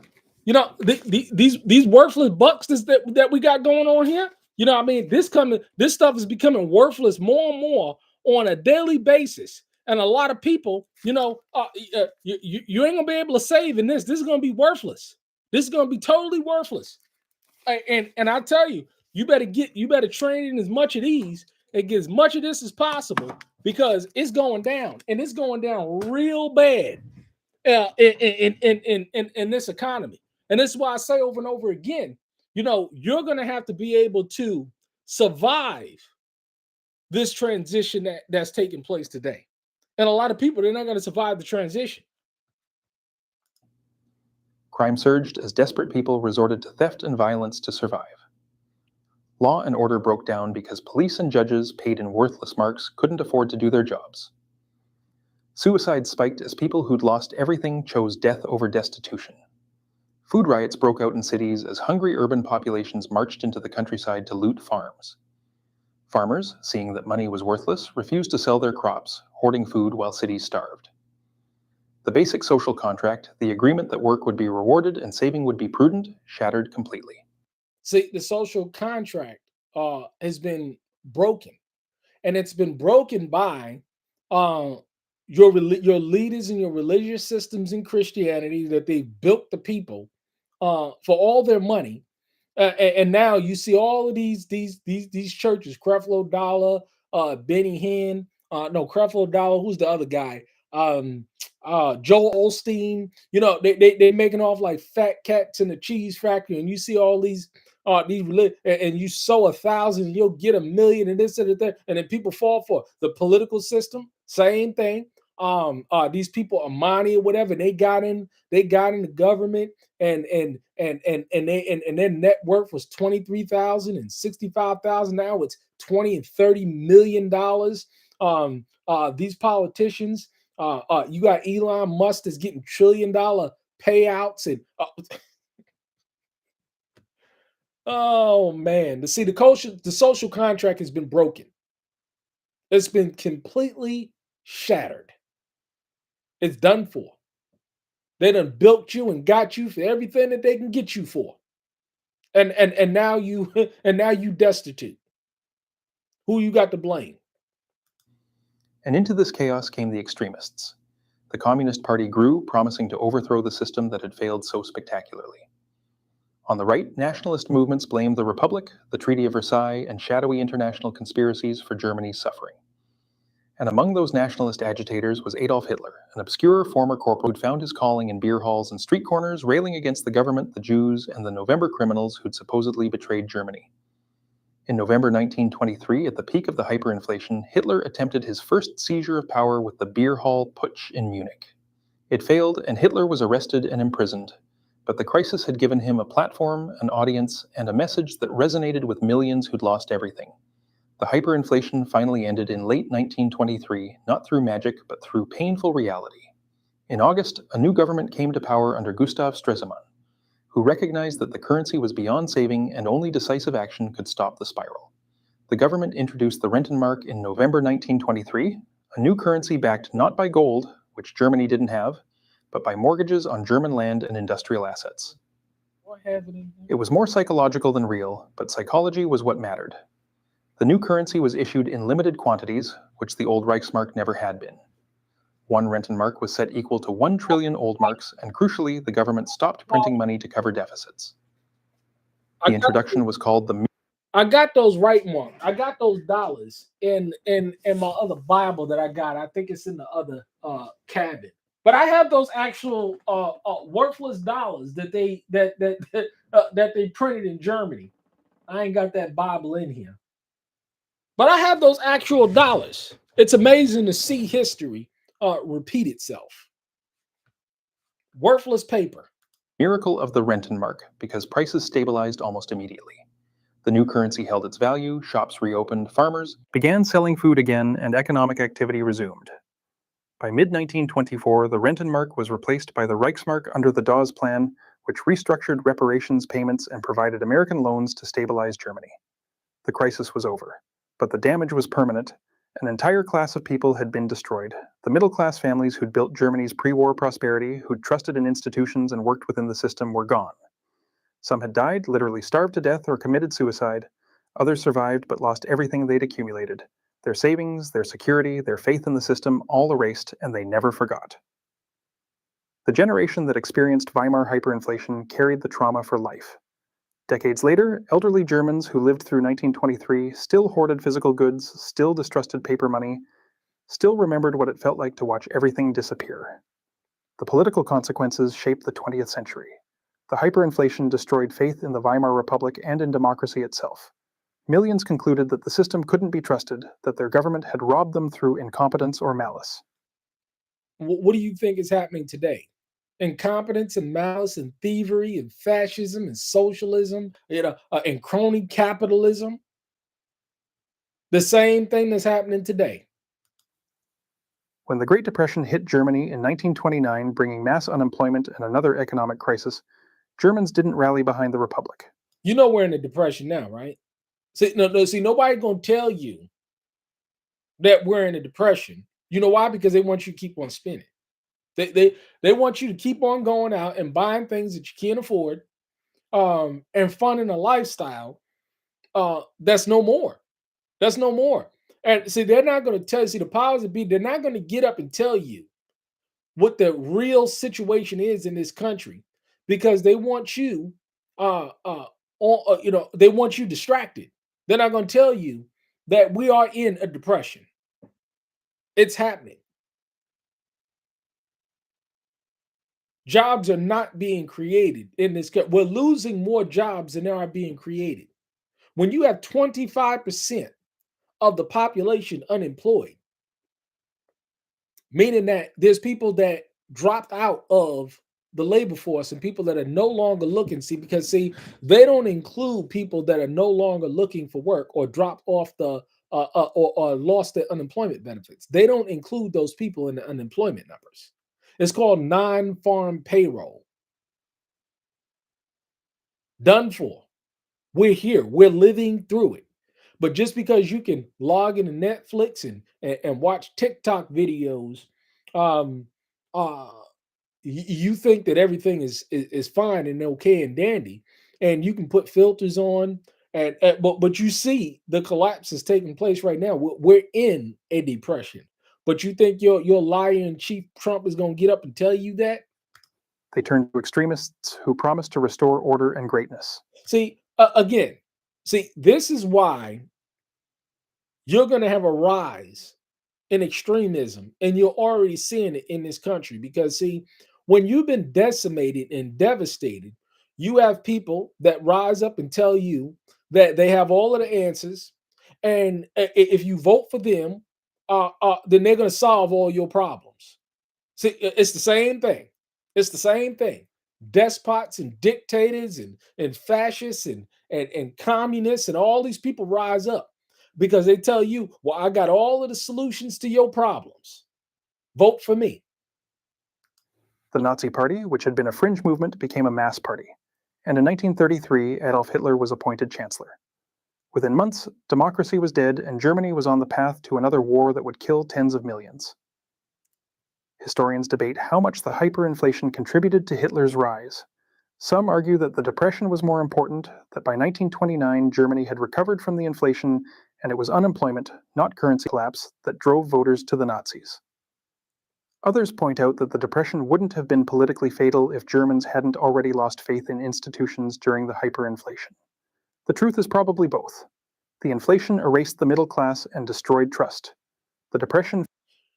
We're experiencing the same thing in this country, where inflation is destroying the middle class, where I said, and I've always stated this, you're going to have rich and poor, free and bond. See, the borrower is a servant to the lender, and the rich ruleth over the poor. This is what you got going on. This is what you got going on. Because I always say, you're going to have three classes of people. You're going to have the rich, you're going to have the poor, and then you're going to have the self-sufficient. You're going to have the people that don't have to and will not submit to all of this damn tyranny, because we know how to grow our own food. We know how to raise our own animals. We know how to hunt. We've accumulated real assets like gold and silver. We've accumulated other real assets like seeds and food storage, and all of those things that are going to go up. Those are going to be the three classes of people that you're going to see. Which one would you rather be? Which one would you rather be? Devastating the middle class. We are in a depression. But your political leaders, they're not going to get up and they're not going to tell you that.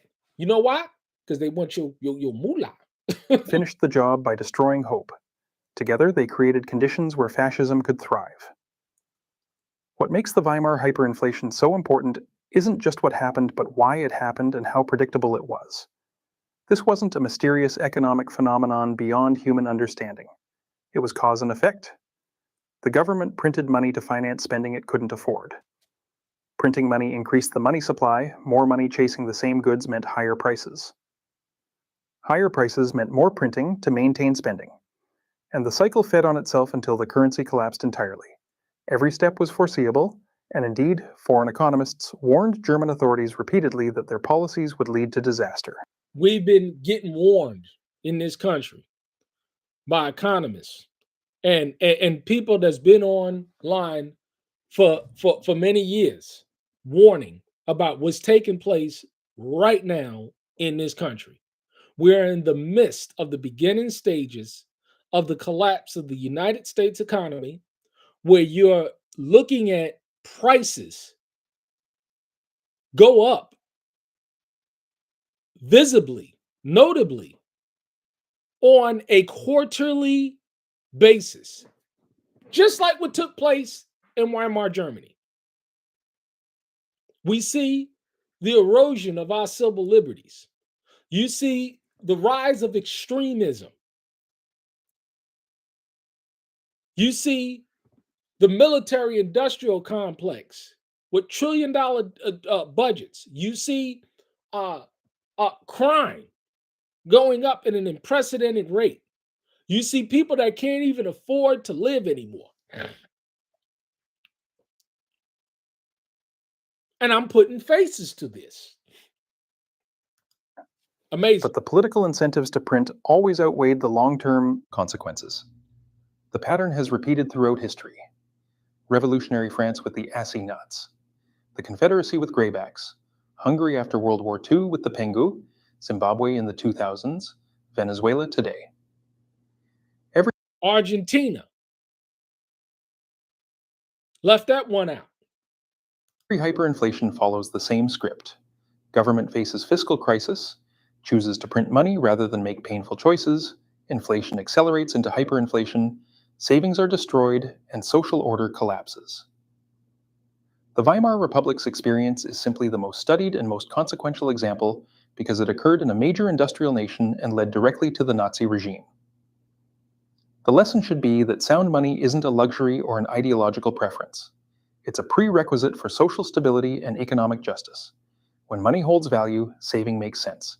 People can plan for the future, invest in education, build businesses, and trust that their effort will be rewarded. When money becomes worthless, all of that disappears. Effort becomes meaningless because its fruits evaporate. Prudence is punished while speculation and debt are rewarded.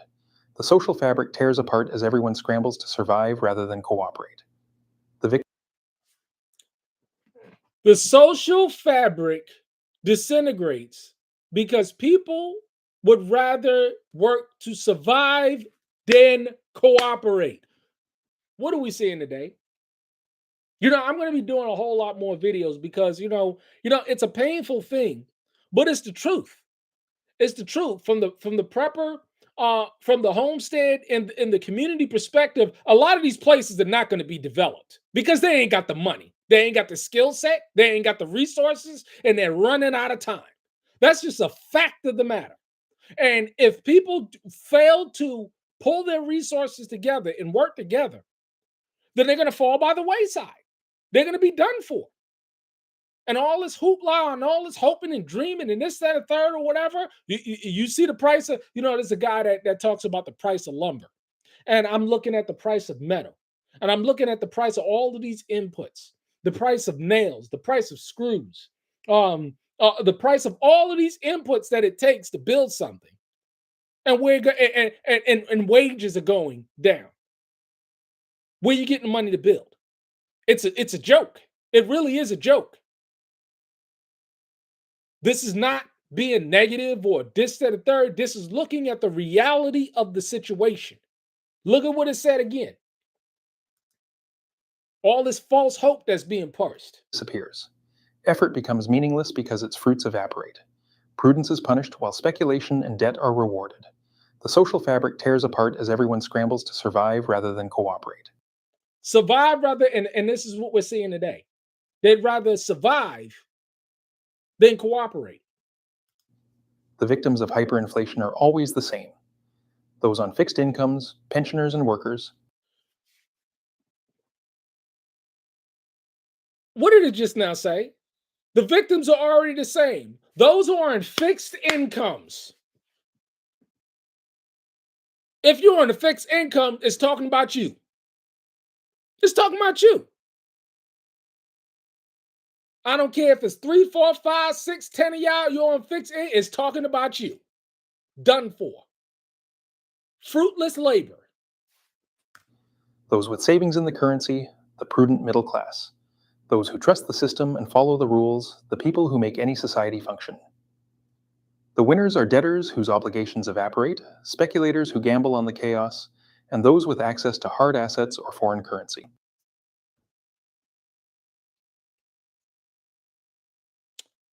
Do you own hard assets?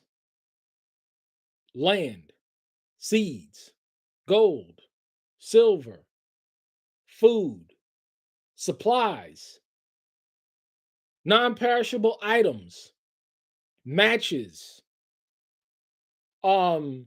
lighters, kerosene, oil for your lamps. Where's my oil at? Oil for your lamps.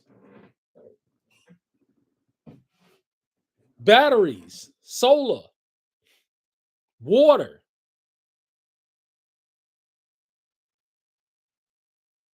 Antibiotics. Wood stoves.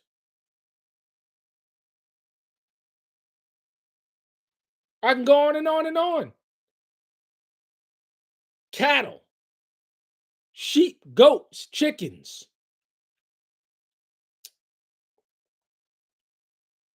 Ammo. Look at the price of the 22 that's gone up. real skills.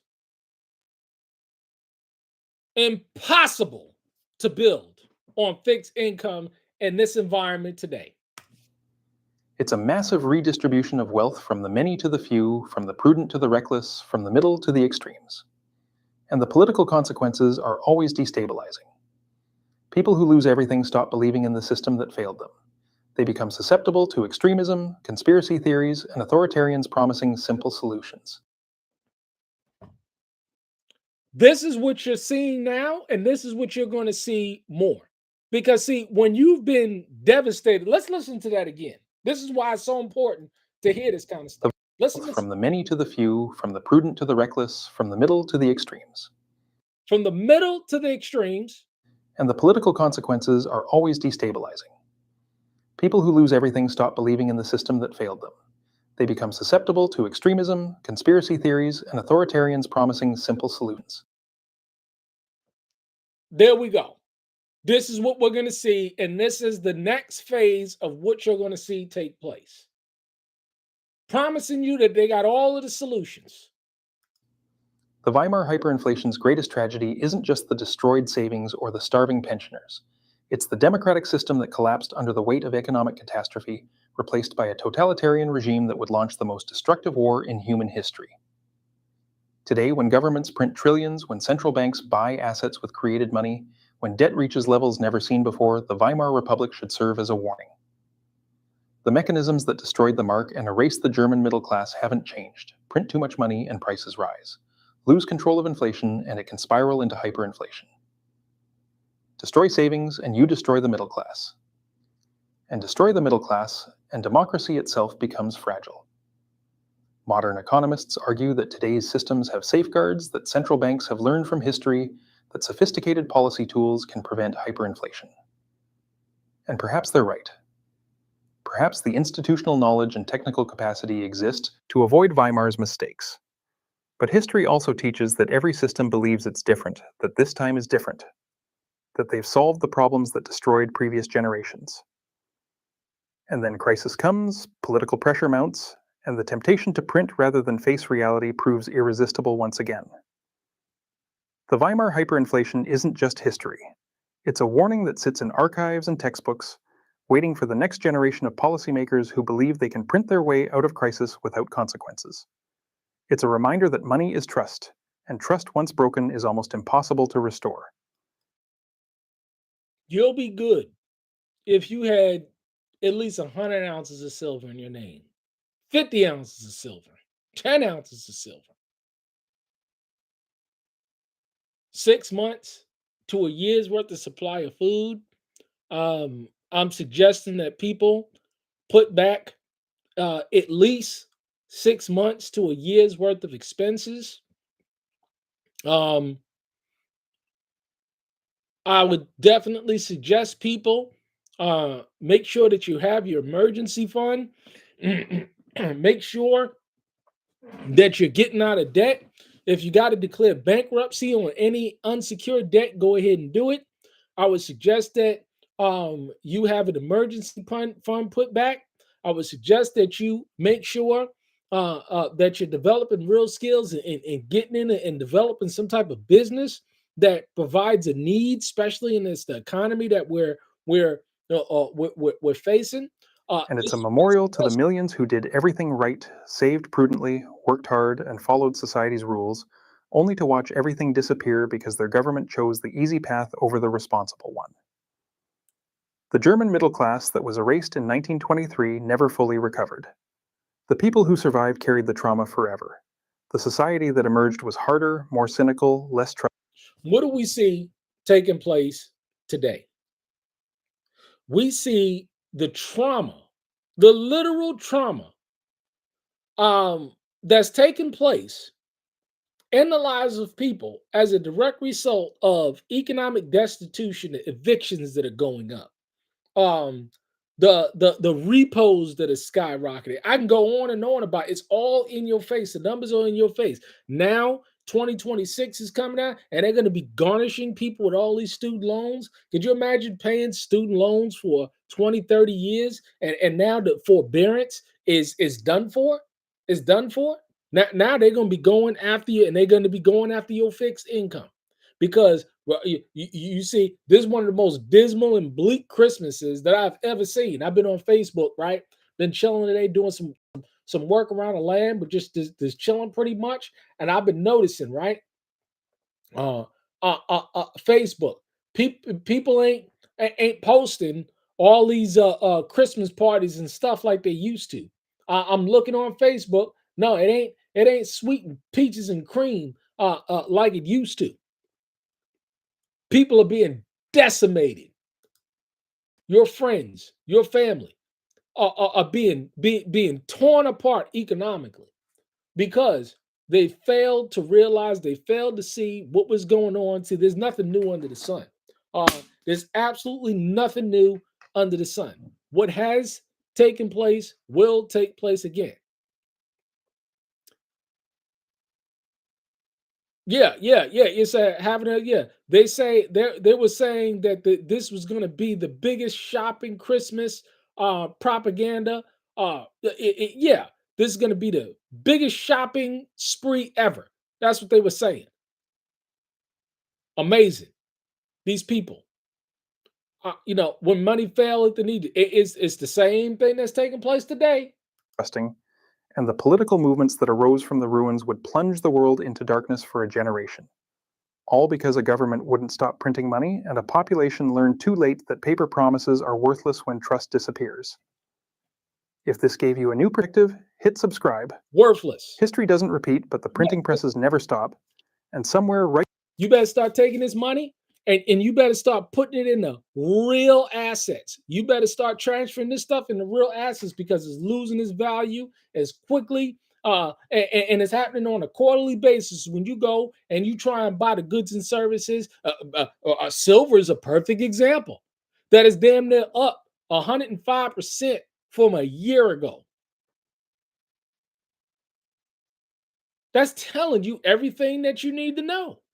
That's telling you everything that you need to know.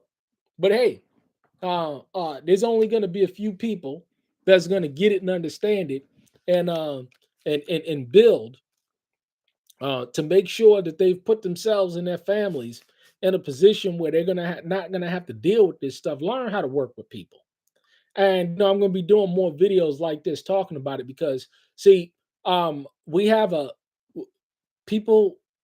They got mental problems today, and I'm going to be talking about that more because you have people that ain't right in the head, and I'm just noticing that more and more and more today that people they don't get it, they don't seem to get it and understand it, because you know why? Because when you watch what people do, again, I don't care what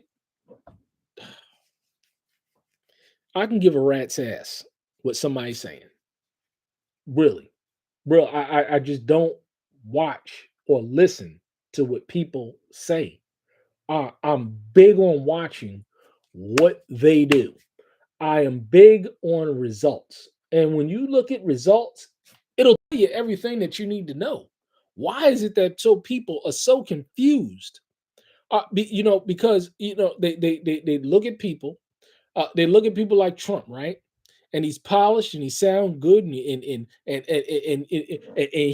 charismatic and he knows how to speak, but every word that comes out of his mouth is a lie when you look at what he does. Stop being so duped and deceived by what people say and watch what they do. Because if you watch what they do and you look at the results, then you can make a good understanding, a good judgment as to say, okay, this is how I need to move. This is how I need to engage and interact. This is how I need to deal with people, or these are the people that I need to avoid.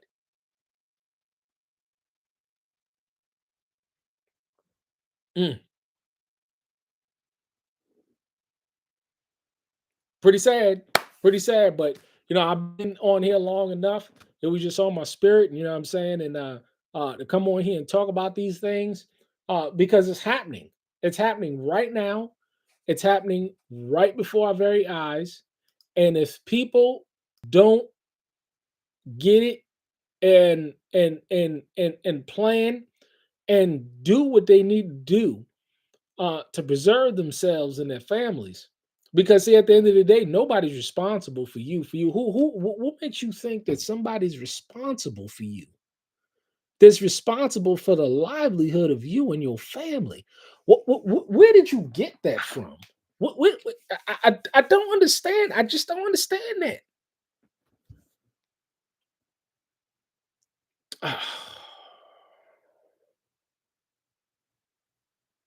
Yeah, a lot of people, the sad thing about the situation um is that a lot of people, what I mean, they're already done for. I mean, um it's sad because they put themselves in situations that they trusted in systems that ultimately failed them.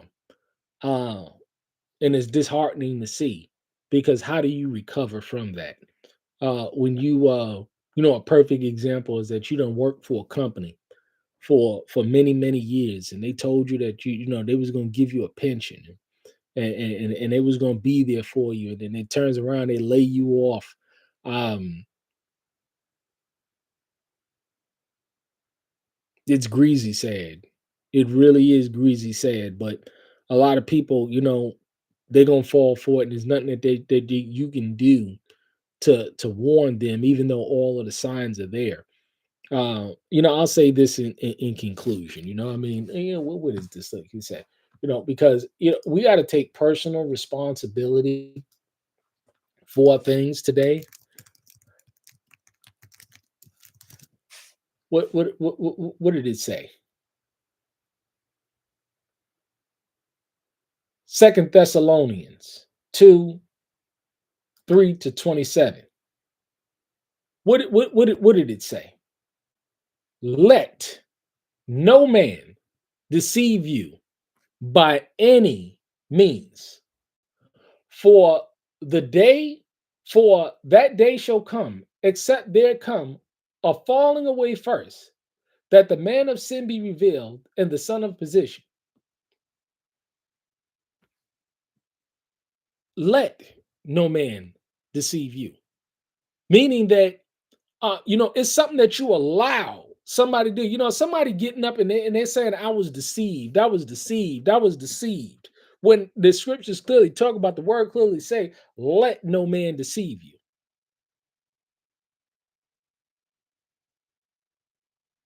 Even yourself. That's true. Even yourself. Because self-deception can take place as well. Let no man deceive you. You're deceived by people like Trump, and these people that get up here and lie to you, and these politicians and these bankers and stuff that lie to you, right? Because you allowed it to take place. And that's just how it works. That's just how it works. We gotta take personal responsibility for what's going on. Because see, it ain't about what somebody, no, you did it. We've done it to ourselves, and we got to take personal responsibility for all of this deception that's taking place in this country, in this world, amongst people.